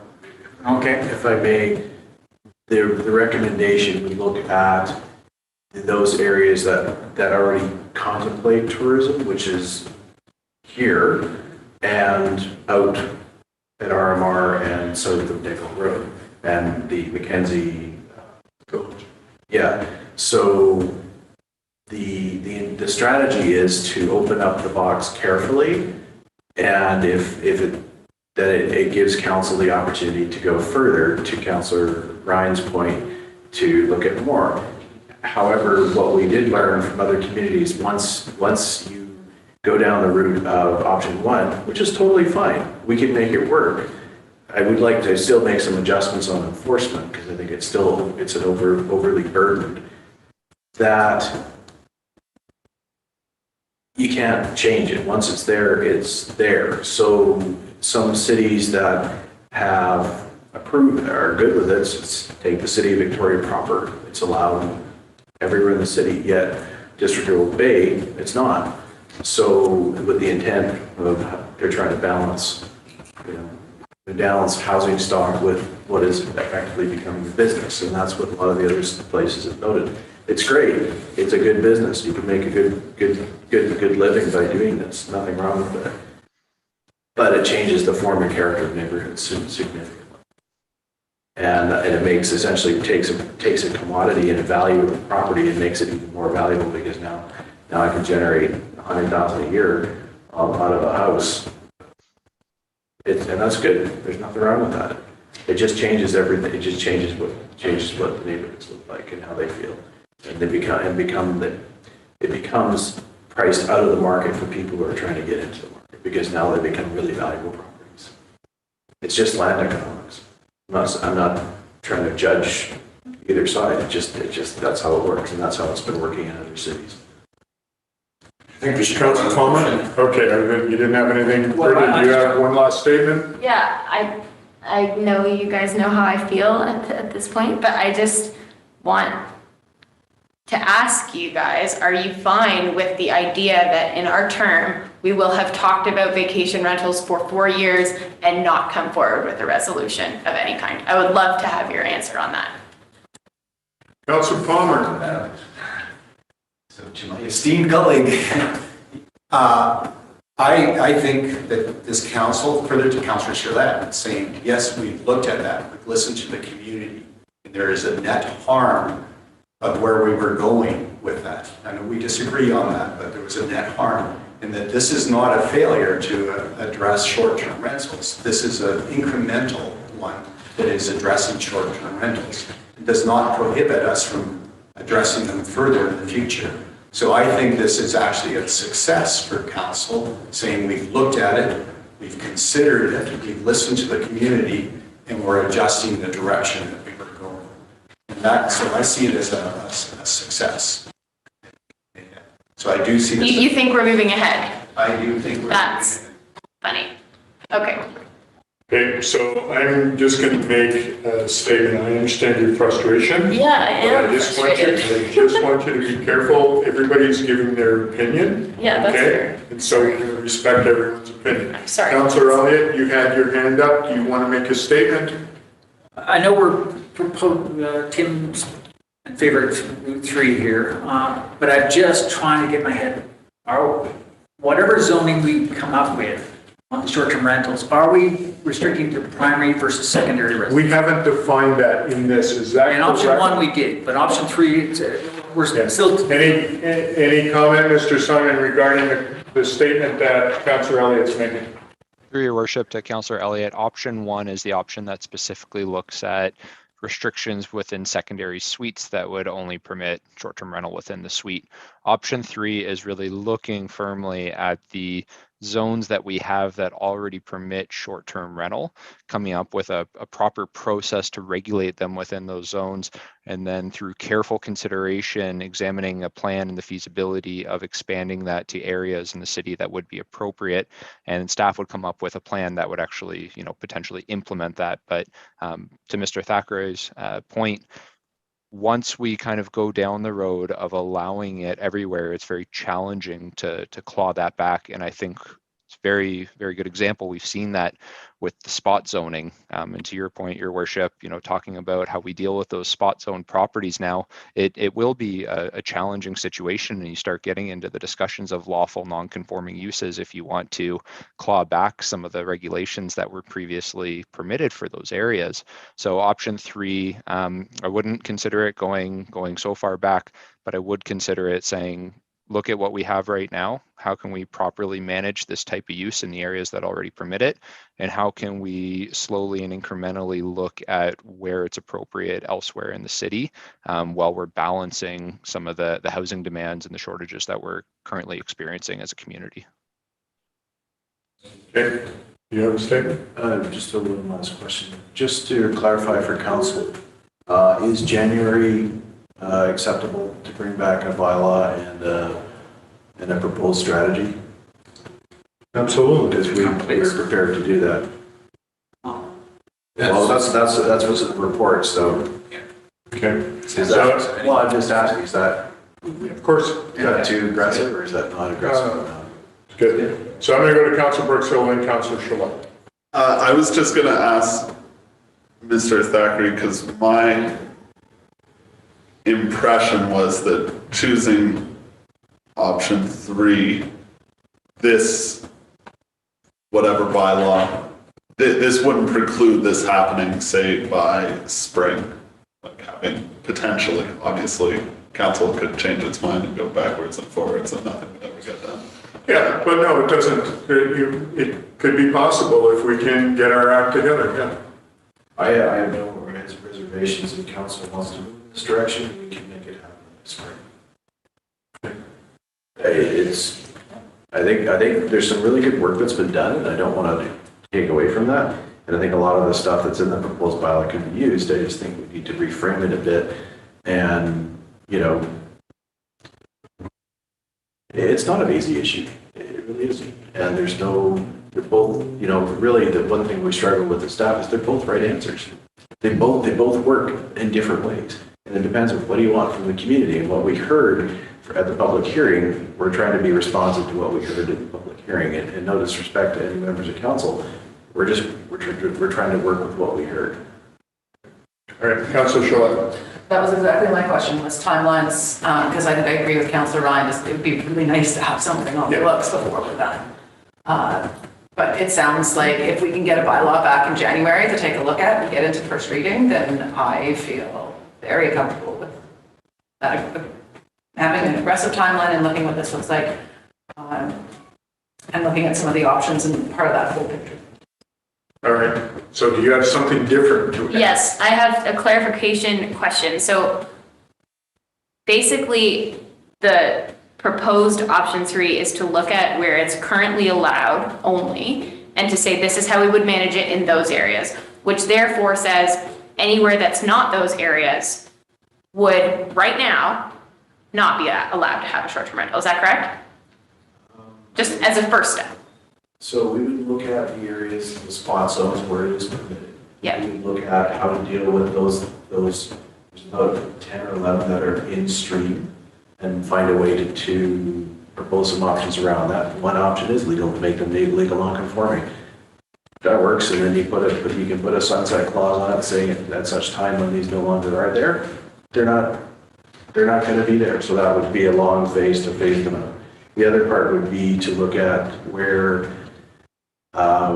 they are currently allowed under tourist accommodation, we would move those forward. So so that's the first step in this, right?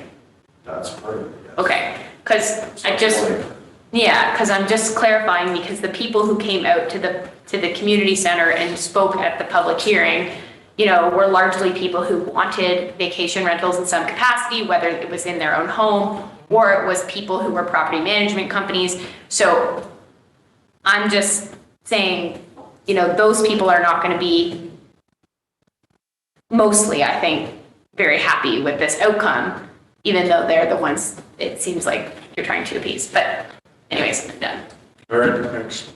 All right, I'm going to call a question. All those in favor of option 3? Opposed? Motion's carried. Note that Councilor Ryan is in opposition. All right, thank you. All right, that's basically, there's one other thing. James, we want to do that. We'll just adjourn the meeting and talk about the last thing. So I'm just going to, first of all, I want to thank all of our staff for their work on this, getting things done fairly quickly. Mr. Simon, Ms. Henderson, And welcome back, Mr. Matusi. So I just appreciate all of your work on this sort of thing, really bringing this to this committee of the whole today. All right, I'm going to ask for termination of the meeting. Councillor Brooks Hill, Councillor Palmer, all in favor? Motion's carried, meeting's terminated. Thank you, staff, much appreciated. All right, so we have, let's just turn this thing off and then